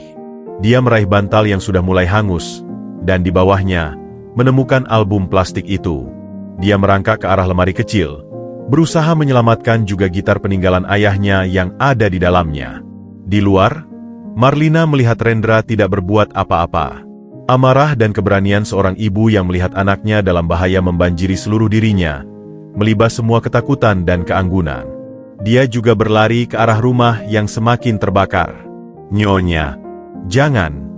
teriak sopir yang sudah menelepon pemadam kebakaran. Tapi Marlina sudah masuk. Dia melihat Panji sedang berusaha membuka lemari yang pintunya sudah melengkung karena panas. Sebuah rak kayu di sampingnya, yang penuh dengan barang-barang Ibu Salma, mulai goyah. "Panji, awas!" teriak Marlina. Dia melompat ke depan, mendorong Panji dengan sekuat tenaga. Braak! Rak kayu itu roboh, menghantam bahu dan punggung Marlina dengan keras, menjepitnya sebagian. Tapi dorongannya berhasil membuat Panji terlempar jauh dari lemari, dengan album foto masih tertempel di dadanya. Panji terbatuk-batuk, melihat Marlina terjebak di bawah rak yang terbakar. Wajahnya kontort dengan rasa sakit. "Nona Marlina!" Panji merangkak kembali, berusaha mengangkat rak itu. Berat sekali. Pada saat kritis itu, sirene pemadam kebakaran dan warga kampung yang datang membawa ember berisi air, tiba. Beberapa pemuda kuat membantu Panji mengangkat rak kayu yang membara dan menyelamatkan Marlina. Mereka berdua ditarik keluar dari rumah yang hampir runtuh. Di luar, di aspal yang dingin, Panji berlutut di samping Marlina. Wanita tua itu terbaring, wajahnya hitam oleh jelaga, tetapi matanya mencari Panji. Tangannya yang luka meraih album foto yang masih dipegang Panji. "Foto, selamat," desisnya, sebelum kesakitan membuatnya memejamkan mata erat. Tangannya memegangi bahu kanannya yang kemungkinan patah atau terkilir parah. Panji memandanginya, lalu memandang ke arah Rendra yang masih berdiri gemetar. Dalam bencana ini, sebuah kebenaran yang lebih besar dari semua omongan jahat dan intrik keluarga terungkap dengan jelas. Marlina, ibu kandungnya yang dia ragukan, baru saja mempertaruhkan nyawanya untuk menyelamatkannya dan kenangan terberatnya. Dia tidak hanya peduli pada warisan atau reputasi. Dia peduli pada Panji. Sementara itu, di rumah sakit yang jauh, Ibu Salma terbangun dari tidurnya dengan perasaan cemas yang mendalam, seperti ada sesuatu yang sangat berharga hampir hilang. Dia tidak tahu bahwa rumahnya terbakar, tetapi hatinya berdebar kencang untuk dua orang yang dicintainya. Anaknya, dan wanita yang telah mempercayakan anak itu padanya 20 tahun lalu. Kekacauan di depan rumah yang terbakar berangsur reda seiring dengan padamnya api oleh petugas damkar. Rumah kontrakan itu kini hanya tinggal kerangka hitam yang masih mengepulkan asap, seperti tengkorak raksasa yang menatap langit malam dengan keputusasaan. Namun, di tengah kehancuran itu, ada sesuatu yang terselamatkan. Album foto plastik yang sedikit meleleh di pinggirannya, masih erat dipegang Panji, dan lebih penting lagi, kebenaran yang akhirnya terbakar terang benderang. Rendra berdiri seperti patung. Wajahnya pucat pasi di bawah sorot lampu darurat kendaraan damkar. Dia menyaksikan Marlina yang terbaring di atas tandu. Wajahnya memerah kesakitan, memegangi bahunya yang kemungkinan patah. Detektif kepolisian yang datang bersama damkar mulai menanyai saksi-saksi. Cerita warga tentang dua lelaki penakut yang datang siang hari, pertengkaran antara Rendra dan Panji, dan insiden yang memicu kebakaran, mulai tersusun menjadi gambaran yang jelas. Seorang petugas mendekati Rendra. "Bapak Rendra, ya? Kami perlu keterangan Bapak." Menurut saksi, Bapak terlibat cekcok sebelum kejadian dan diduga menyenggol kompor listrik. Rendra, yang biasanya cerdik dan penuh retorika, kini bicara gagap. Itu kecelakaan. Saya tidak sengaja." Panji, yang masih berlutut di samping tandu Marlina, menoleh. Matanya merah oleh asap dan amarah. "Kecelakaan? Kamu yang bawa kami ke sini dengan marah-marah. Kamu yang mendorong tumpukan barang hingga kompor jatuh. Dan saat api mulai, kamu cuma berdiri." Dia, Panji menunjuk Marlina yang kesakitan, yang masuk untuk menyelamatkan saya. Sorotan beralih ke Marlina. Dengan napas tersengal, dia membuka matanya. Tatapannya, meski penuh rasa sakit, tajam dan penuh kewibawaan saat menatap Rendra. "Cukup, Rendra." Suaranya lemah namun tegas. "Aku sudah tahu segalanya. Surat peringatan palsu, fitnah ke tetangga, ancaman telepon. Detektifku sudah melaporkan aktivitasmu sejak seminggu lalu. Aku hanya memberimu kesempatan untuk berhenti." Rendra terkesiap. Selama ini, dia mengira gerakannya tak terlihat. "Tapi kamu malah jadi lebih gila," lanjut Marlina, memejamkan mata sejenak menahan sakit. "Hingga nyawa orang jadi taruhan." Dia menarik napas dalam. "Dengarkan baik-baik. Mulai saat ini, kamu tidak lagi memiliki tempat dalam perusahaanku. Aku akan mencabut semua kuasamu, dan nama kamu akan aku coret dari segala dokumen warisan. Jika Panji atau Salma mengalami gangguan apapun lagi darimu, atau dari orang yang kamu suruh, aku akan menyerahkan semua bukti ke polisi. Kebakaran ini adalah yang terakhir." Kata-kata itu diucapkan bukan dengan emosi, tetapi dengan ketenangan yang final, seperti sebuah keputusan hukum yang dijatuhkan. Rendra terpana. Seluruh rencananya, ambisinya untuk menguasai sisa harta keluarga, runtuh dalam sekejap. Dia melihat tatapan para tetangga yang penuh kecaman, tatapan polisi yang penuh curiga, dan tatapan Panji yang penuh kebencian. Tanpa mengucapkan sepatah kata pun, dia menunduk, lalu berbalik dan berjalan tertatih menuju mobilnya, menghilang dalam kegelapan malam. Kekuasaannya telah habis. Setelah Rendra pergi, Marlina memandang Panji. Air mata menggenang di matanya, tapi kali ini bukan air mata penyesalan, melainkan kelegaan. "Maafkan aku, Nak. Aku terlalu lemah. Aku biarkan dia mengganggumu dan Salma karena dia adalah satu-satunya keluarga yang kupunya setelah Handoko meninggal. Aku takut sendirian." Pengakuan itu jujur dan dalam. Panji, yang masih terisak oleh adrenalin dan emosi, menggenggam tangan Marlina yang tidak terluka. Di tangannya, ada ketegasan yang selama ini dia kira hanya dimiliki Ibu Salma. "Tidak. Terima kasih, Ibu. Ibu menyelamatkan foto-foto itu. Ibu menyelamatkan ingatan kami." Kata "Ibu" itu terucap begitu saja. Bukan sebagai panggilan formal, tapi sebagai pengakuan tulus dari lubuk hati. Marlina mendengarnya. Sebuah senyum tipis, meski kesakitan, muncul di bibirnya. Ini adalah pengakuan yang tidak bisa dibeli dengan rumah atau warisan apapun. Di ambulans yang membawa mereka ke rumah sakit yang sama dengan Ibu Salma, Panji duduk di samping Marlina, masih memegangi album foto itu. Asap dan drama telah membakar semua keraguan dan kepalsuan. Yang tersisa sekarang adalah fakta sederhana namun kuat. Dua wanita ini, dengan cara mereka yang berbeda dan berlawanan, sama-sama mencintainya hingga rela mempertaruhkan nyawa. Marlina membuktikannya dengan tindakan nyata di kobaran api, bukan lagi dengan kata-kata penyesalan atau tawaran materi. Sesampainya di IGD, Ibu Salma yang sudah diberitahu tentang kebakaran dan dibawa dengan kursi roda, sudah menunggu dengan wajah panik. Saat dia melihat Panji yang hitam legam oleh jelaga namun selamat, dan Marlina yang terbaring di tandu, air matanya berlinang. "Sal," bisik Marlina. "Nona," jawab Ibu Salma, meraih tangan Marlina yang bebas. Komunikasi mereka singkat, tetapi di dalamnya ada pengertian yang dalam, sebuah ikatan yang telah dirintis 20 tahun lalu dan kini ditempa kembali dalam ujian yang sama, melindungi anak yang mereka cintai bersama. X-ray menunjukkan bahu Marlina retak, dan ada luka bakar ringan di punggung. Dia harus dirawat inap. Kebetulan, kamar yang ditempati Ibu Salma kebetulan kamar double. Atas permintaan mereka berdua, dan persetujuan dokter, mereka ditempatkan dalam satu kamar. Dua ibu, yang terpisah oleh kelas dan waktu, kini bersatu kembali di bawah satu atap rumah sakit, dipersatukan oleh seorang anak dan oleh insiden yang hampir merenggut segalanya. Malam itu, setelah semua tenang, Panji duduk di antara dua tempat tidur. Dia memandangi Ibu Salma yang sudah tidur karena kelelahan emosional, dan Marlina yang juga tertidur oleh obat pereda sakit. Di tangannya, album foto itu terbuka pada halaman pertama, foto tiga orang itu. Marlina muda, Salma muda, dan bayi galang. Asap kebakaran telah membersihkan udara dari racun-racun kecurigaan dan intrik. Api telah membakar habis rumah lamanya, tetapi dari abunya, sebuah fondasi baru yang lebih kuat mulai muncul. Fondasi yang dibangun bukan di atas darah atau pengorbanan semata, tetapi di atas pilihan. Pilihan Marlina untuk menjadi ibu yang berani, bukan lagi ibu yang penakut. Pilihan Panji untuk menerima bahwa cinta bisa datang dalam dua bentuk yang berbeda, dan keduanya sah. Dan pilihan Ibu Salma untuk berbagi gelar, ibu, dengan wanita yang dulu dipercayakannya sebuah nyawa. Kebenaran di balik asap itu sederhana. Keluarga bukan hanya tentang siapa yang melahirkanmu, atau siapa yang membesarkanmu.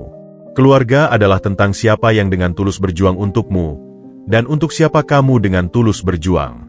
Dan malam itu, di kamar rumah sakit yang tenang, sebuah keluarga yang baru, dengan luka-lukanya, dengan sejarahnya yang pahit, namun dengan ikatan yang kini tak terbantahkan, akhirnya mulai menyembuhkan dirinya sendiri. Masa penyembuhan di rumah sakit menjadi periode rekonsiliasi yang sunyi namun mendalam. Dalam kamar yang sama, dua ibu itu, Salma dan Marlina, pelan-pelan merajut kembali benang-benang percakapan yang putus selama 20 tahun. Awalnya canggung, diisi dengan pertanyaan-pertanyaan aman tentang kesehatan dan makanan. Tapi suatu sore, saat Panji sedang pergi mengurus surat-surat, Marlina memecah kebekuan. "Salma, aku tidak pernah cukup mengucapkan terima kasih," ujarnya, suaranya lirih. "Dan, aku tidak pernah cukup meminta maaf." Ibu Salma memandangnya dari tempat tidur sebelah. "Tidak perlu, Nona. Saat itu, kita semua melakukan yang terbaik menurut kita. Saya melakukan apa yang menurut saya benar. Nona melakukan apa yang menurut Nona bisa dilakukan. Tapi itu salah. Aku seharusnya lebih berani. Seperti kamu. Setiap orang punya takdir dan ujiannya sendiri, Nona. Keberanian saya datang dari rasa tidak punya apa-apa untuk disia-siakan. Nona punya banyak hal yang harus dipertaruhkan." Ibu Salma tersenyum kecil. "Dan lihat sekarang. Pada akhirnya, keberanian Nona muncul juga. Saat itu di kebakaran, itu adalah keberanian seorang ibu sejati." Obrolan itu mencairkan sisa es di antara mereka. Mereka mulai bercerita tentang Panji, atau Galang. Ibu Salma bercerita tentang Panji kecil yang hiperaktif, tentang pertama kali dia menyebut ibu, tentang prestasi kecilnya di sekolah yang selalu membuatnya bangga meski rankingnya biasa baja. Marlina mendengarkan dengan haus, menyerap setiap detail seperti orang kehausan, seolah ingin mengisi 20 tahun yang kosong itu. Sebaliknya, Marlina bercerita tentang masa kecilnya yang terisolasi, tentang tekanan keluarga, dan tentang betapa dia mengagumi keteguhan Salma dulu. "Kamu selalu jadi orang yang paling kuat di rumah itu, Sal," aku Marlina. Aku iri padamu. Saya kuat karena harus kuat, Nona. Tapi di dalam, saya sering takut. Pengakuan jujur itu membuat mereka setara. Bukan lagi majikan dan pembantu, bukan lagi ibu kandung dan ibu angkat, tetapi dua wanita yang telah dihantam gelombang hidup yang sama, dan selamat. Sementara itu, Panji menjalani proses penemuan diri. Kunjungan ke puing rumah lamanya yang terbakar memberinya kejelasan. Dia menyelamatkan beberapa barang. Gitar ayahnya yang hangus bagian pinggirnya tetapi masih bisa diperbaiki, sebuah wajan besi tua peninggalan Ibu Salma, dan tentu saja, album foto itu. Melihat kehancuran itu, dia menyadari satu hal. Dia tidak ingin membangun kembali kehidupan lamanya. Tapi dia juga tidak ingin terjebak dalam kehidupan mewah yang diatur Marlina. Dia ingin sesuatu yang baru, yang mencerminkan siapa dirinya sekarang, seorang perpaduan dari dua dunia. Suatu pagi, dia mengajak Marlina yang sudah bisa duduk di kursi roda untuk berbicara serius. "Saya sudah memutuskan," ucap Panji. Marlina menatapnya, tegang. "Saya akan menerima bantuan ibu, tapi dengan syarat saya." Marlina mengangguk, siap mendengarkan. Pertama, tentang rumah. "Saya setuju kita butuh rumah yang lebih sehat. Tapi saya ingin memilihnya sendiri. Bukan apartemen mewah, tapi rumah sederhana di pinggiran yang ada halaman kecil. Supaya Ibu Salma bisa menanam tanaman obat atau bunga. Dan rumah itu harus atas nama Ibu Salma sepenuhnya. Itu adalah miliknya, jaminan hidupnya, terlepas dari apapun yang terjadi antara kita." Marlina tersenyum, senang melihat Panji berpikir dengan kepala dingin dan hati yang bijak. "Setuju. Itu bahkan lebih baik dari yang kupikirkan." Kedua, tentang pekerjaan. "Saya mau bekerja di perusahaan ibu. Tapi," Panji menarik napas, "saya tidak mau langsung jadi staf, apalagi calon direktur. Saya tidak tahu apa-apa. Saya mau magang. Mulai dari bawah. Bagian gudang, bagian pengiriman, apa saja. Saya mau belajar dari nol, dengan gaji magang yang wajar. Dan saya mau tetap punya waktu untuk musik." Dia menunjuk gitarnya. "Itu bagian dari saya. Kamu bisa mengatur waktumu sendiri. Dan aku akan pastikan tidak ada yang memberimu perlakuan khusus. Kamu akan belajar dengan benar," janji Marlina, bangga melihat kerendahan hati Panji. Ketiga, dan yang paling penting, Panji menatap langsung mata Marlina. "Saya tidak akan tinggal di rumah besar ibu di Menteng. Saya akan tinggal di rumah baru bersama Ibu Salma. Itu rumah kami. Tapi, saya akan sering berkunjung. Makan malam bersama, akhir pekan. Kita bisa saling mengenal perlahan-lahan. Saya butuh waktu untuk merasa nyaman memanggil ibu dengan sebutan ibu. Bisakah ibu menerima itu?" Marlina menunduk, menyembunyikan air mata yang tiba-tiba menggenang. Ini lebih dari yang dia harapkan. Panji tidak menolaknya. Panji mengajaknya masuk ke dalam hidupnya, dengan batasan yang sehat dan jelas. "Tentu, Nak. Tentu saja aku terima. Itu lebih dari adil. Terima kasih. Dan satu hal lagi," tambah Panji. "Nama saya tetap Panji Galang. Itu bisa jadi nama tengah saya di dokumen resmi jika perlu. Tapi bagi saya, dan bagi semua orang yang mengenal saya adalah Panji. Itu nama yang diberikan Ibu Salma, dan itu siapa diri saya." Marlina mengangguk, kali ini dengan penerimaan penuh. "Baik, Panji. Panji, anak kami." Keputusan itu disampaikan pada Ibu Salma. Dia mendengarkannya dengan air mata bahagia. Dia melihat anaknya tidak terbawa oleh kemewahan, tidak juga tenggelam dalam kemiskinan. Dia melihat keseimbangan. Dan dia melihat pengakuan halus Panji padanya, dengan meminta rumah atas namanya dan mempertahankan nama pemberiannya. "Kamu sudah menjadi dewasa, Nak. Lebih bijak dari ibu," isak Ibu Salma, memeluk Panji erat. Beberapa minggu kemudian, saat kedua ibu itu sudah cukup sehat untuk keluar rumah sakit, mereka mengunjungi sebuah rumah sederhana Type 36 di sebuah kompleks perumahan rakyat di pinggiran kota. Tidak mewah, tapi bersih, aman, dan memiliki teras kecil serta halaman depan. Panji yang memilihnya. Saat kunci diserahkan kepada Ibu Salma, tangis bahagia lagi-lagi tak terbendung. Ini adalah rumah pertama yang benar-benar menjadi miliknya dalam hidupnya. Marlina membantu membeli perabotan sederhana namun layak. Dia belajar untuk tidak memaksakan selera mewahnya. Dia membiarkan Panji dan Salma memilih sendiri sofa kain, meja kayu, dan lemari pakaian yang mereka suka. Proses berbelanja bersama itu, meski melelahkan, justru mengakrabkan mereka. Malam pertama di rumah baru, mereka makan malam bersama. Panji, Ibu Salma, dan Marlina. Masakan sederhana Ibu Salma. Mereka duduk di lantai beralas tikar karena meja makan belum datang. Tidak ada yang sempurna, tapi ada kedamaian. Rumah ini terasa hangat, ucap Marlina, mencicipi sayur asam buatan Salma. Karena diisi dengan niat baik, sahut Ibu Salma. Panji memandangi dua ibu yang sedang tersenyum itu. Rumah lamanya mungkin telah menjadi abu, tetapi dari abu itu, dia membangun fondasi baru. Bukan dengan menolak salah satu dari mereka, tetapi dengan menerima bahwa cinta keduanya telah membentuknya. Dia adalah Panji, anak dari dua ibu. Dan akhirnya, dia tidak lagi bingung. Dia bangga. Rekonsiliasi ini bukan tentang melupakan masa lalu, tetapi tentang membangun masa depan dengan semua pelajaran dan cinta dari masa lalu itu. Dan untuk pertama kalinya sejak lampu merah di mobil Mercedes itu, dia merasa benar-benar berada di rumah. 1 tahun bukanlah waktu yang lama untuk menyembuhkan luka sedalam 20 tahun, tetapi cukup untuk menumbuhkan tunas-tunas harapan yang kokoh. Rumah sederhana di pinggiran kota itu kini telah berubah menjadi sebuah rumah yang benar-benar hidup. Di halaman depan, Ibu Salma, yang sekarang sehat dan lebih berenergi, telah menanam sepeta kecil tanaman obat, kencur, jahe, dan sereh, serta beberapa pot bunga kertas yang cerah. Suasana damai terpancar dari setiap sudutnya. Marlina, atau yang sekarang sering dipanggil Nek Lina, oleh Ibu Salma dan tetangga, telah menjadi bagian tetap dari kehidupan mereka.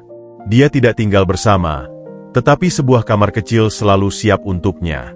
Dia sering menghabiskan akhir pekan di sana, belajar cara memetik daun singkong dari Ibu Salma, atau sekadar duduk di teras sambil minum teh, mendengarkan cerita Panji tentang hari-harinya. Hubungan mereka tumbuh natural, tanpa paksaan, dipupuk oleh kehadiran yang konsisten dan tulus. Di perusahaan keluarga yang kini dikelola lebih transparan oleh Marlina dengan bantuan manajer profesional, Panji telah menyelesaikan magangnya. Dia memulai dari bagian logistik gudang, mempelajari setiap proses dari pengemasan hingga pengiriman. Keringat dan kerja kerasnya membuatnya dihormati oleh rekan kerja, yang hanya tahu dia sebagai karyawan baru yang rajin, bukan si anak bos.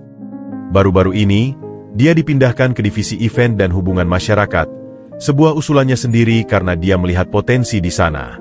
Bakat musik dan pengalamannya berinteraksi dengan orang banyak di jalanan menjadi nilai tambah yang tak terduga. Malam itu adalah malam yang khusus. Perusahaan, yang telah bangkit kembali dan bahkan meraih beberapa penghargaan CSR, mengadakan acara amal tahunan bertema Keluarga dan Harapan. Acara diadakan di sebuah ballroom hotel, dihadiri oleh rekan bisnis, mitra, dan para penerima manfaat program beasiswa perusahaan. Panji, dengan setelan jas sederhana yang dibelikan Marlina namun dipilihnya sendiri, merasa sedikit gugup. Dia bukan pemain utama, tetapi Marlina memintanya untuk tampil. Mereka butuh melihat wajah masa depan perusahaan yang lebih manusiawi, katanya. Tapi Panji tahu, ini lebih dari sekadar itu. Saat acara hampir berakhir, pembawa acara mengumumkan, dan sekarang, sebuah penampilan istimewa. Sebuah lagu yang dipersembahkan untuk semua ibu, dan untuk semangat keluarga. Mari sambut Panji. Sorot lampu panggung menyinari dirinya saat dia melangkah maju, membawa gitar yang telah diperbaiki. Bekas luka bakar di bodinya masih terlihat, namun telah diolah menjadi ukiran berbentuk phoenix oleh seorang pengrajin, simbol dari kebangkitan. Dadanya berdebar. Di baris paling depan, duduk berdampingan, adalah dua wanita yang paling berarti dalam hidupnya. Ibu Salma, mengenakan kebaya sederhana yang dibelikan Panji dengan gaji pertamanya, wajahnya memancarkan kebanggaan yang tak terhingga. Di sebelahnya, Marlina, dengan gaun yang elegan namun tidak mencolok, tersenyum tenang, matanya berbinar. Panji menatap mereka, lalu memandang ke audiens. Dia menyetem gitarnya sekali lagi, Meski sebenarnya tidak perlu, hanya untuk menenangkan diri. Malam ini, ucapnya, suaranya terdengar jelas dan mantap melalui mikrofon. Saya ingin membagikan sebuah lagu. Lagu ini bukan tentang saya. Ini tentang dua wanita luar biasa yang mengajarkan saya bahwa keluarga bukanlah garis lurus, tapi sebuah lingkaran yang luas. Yang satu memberiku akar yang dalam, yang mengajarku untuk berdiri teguh meski tanah di sekitarnya gersang. Dia menoleh ke Ibu Salma, yang sudah mengusap air mata. Yang satu memberiku sayap, yang mengajarku bahwa tidak pernah terlambat untuk belajar terbang, dan bahwa terbang bukan berarti melupakan tanah tempatmu berpijak. Dia memandang Marlina, yang mengangguk pelan, bibirnya bergetar. Mereka adalah dua sisi dari matahari yang sama. Satu menghangatkan pagiku, yang menerangi senjaku. Dan saya adalah bayangan yang beruntung, yang hidup di antara keduanya. Dia menarik napas. Jadi, ini untuk kalian, Ibu. Untuk semua bentuk cinta seorang ibu. Dia mulai memetik gitar. Melodi yang keluar bukanlah lagu pop yang dikenal, tetapi sebuah aransemen sederhana dari lagu keroncong, Bintang Kecil, yang dimodifikasi, dipadukan dengan alunan folk yang lebih kontemporer. Lalu, suaranya yang jernih dan penuh perasaan mengalun. Ada bintang di langit malam, menjadi pelita dalam gelap. Namun aku punya dua mentari. Satu di ufuk, satu di hati. Yang satu membentukku dari tanah liat, dengan tangan yang kasar namun penuh makna. Yang satu mencariku di belantara waktu, dengan hati yang terluka namun tak pernah padam. Kalian adalah peta dan kompasku, dalam samudra yang bernama hidup. Mengajarku bahwa cinta tak kenal darah, tapi pada pilihan untuk tetap ada. Terima kasih, Ibu, untuk semua air mata yang menjadi hujan, untuk semua luka yang menjadi bunga. Aku adalah Panji, anak dari dua matahari. Dan dalam cahayanya, aku belajar arti keluarga. Suaranya naik turun, membawa seluruh audiens dalam sebuah perjalanan emosional. Banyak yang tak menyangka performance sederhana dari Anak Magis, perusahaan ini bisa menyentuh begitu dalam. Tapi bagi mereka yang duduk di barisan depan, setiap kata adalah sejarah hidup. Ibu Salma menangis terharu, mengingat setiap lirik sebagai pengakuan atas setiap hari-hari susah yang berbuah manis. Marlina menutup mata, merasakan setiap nada sebagai balasan atas penyesalan puluhan tahun yang akhirnya menemukan penebusan. Saat lagu berakhir, dengan petikan gitar yang bergetar pelan lalu menghilang, ballroom terdiam sejenak. Lalu, tepuk tangan bergemuruh, penuh penghormatan dan rasa terharu. Panji tidak segera turun dari panggung. Dia melihat kedua ibunya yang berdiri, berpelukan erat, dua sosok yang dulu terpisah oleh tembok kelas dan takdir, kini bersatu dalam air mata dan kebanggaan yang sama. Dia turun dan langsung menuju mereka. Tanpa banyak bicara, dia memeluk mereka berdua sekaligus. Sebuah pelukan yang menenggelamkan tiga jiwa dalam satu keutuhan. Di sana, di antara gaun sutra dan kebaya katun, di antara wewangian parfum mahal dan aroma minyak kayu putih, tidak ada lagi perbedaan. Hanya ada seorang anak dan dua ibunya. Di luar ballroom, melalui jendela besar, langit malam dihiasi bintang-bintang. Seperti lirik lagunya, mungkin ada dua mentari yang telah menemukan orbitnya kembali, dan seorang anak yang belajar bahwa memiliki dua cahaya tidak membuatnya bingung, tetapi membuat dunianya dua kali lebih terang. Acara selesai, tetapi perjalanan mereka belum berakhir. Mereka pulang bersama. Marlina mengemudi sendiri, dengan protes halus dari Panji, Ibu Salma di sampingnya, dan Panji di belakang. Mereka tidak langsung pulang ke rumah di pinggiran, tetapi menyetir ke arah kampung lama. Rumah kontrakan yang terbakar itu sudah dibersihkan. Lahannya kini ditumbuhi rumput liar. Mereka berdiri di depannya, bertiga. Ini di mana semuanya berubah, bisik Panji. Ini di mana semuanya dimulai, tambah Ibu Salma, memegangi tangan Marlina. Marlina hanya mengangguk. Dari sini, sebuah bayi dibawa pergi untuk diselamatkan. Dan ke sini, 20 tahun kemudian, sebuah keluarga kembali untuk mengucapkan selamat tinggal pada masa lalu yang pahit, dan mengucapkan syukur karena dari abunya, mereka menemukan cara untuk mencintai dengan lebih utuh. Mereka berbalik, meninggalkan lahan kosong itu. Mobil meluncur pelan, membawa mereka pulang ke rumah yang baru, sebuah rumah yang dibangun bukan dari kayu atau batu bata semata, tetapi dari maaf yang diucapkan, pengorbanan yang dipahami, dan cinta yang dipilih setiap hari. Dan di dalam mobil itu, terdengar tawa ringan, obrolan hangat, dan kadang, senyap yang nyaman, bahasa universal dari sebuah keluarga yang akhirnya menemukan nadanya sendiri. Panji memandang keluar jendela, kota berlalu. Dia tidak lagi pengamen yang putus asa, bukan pula ahli waris yang bingung. Dia adalah Panji, seorang anak, seorang pekerja, seorang musisi amatir, dan penghubung dari dua dunia yang indah. Dan itu adalah identitas yang lebih dari cukup.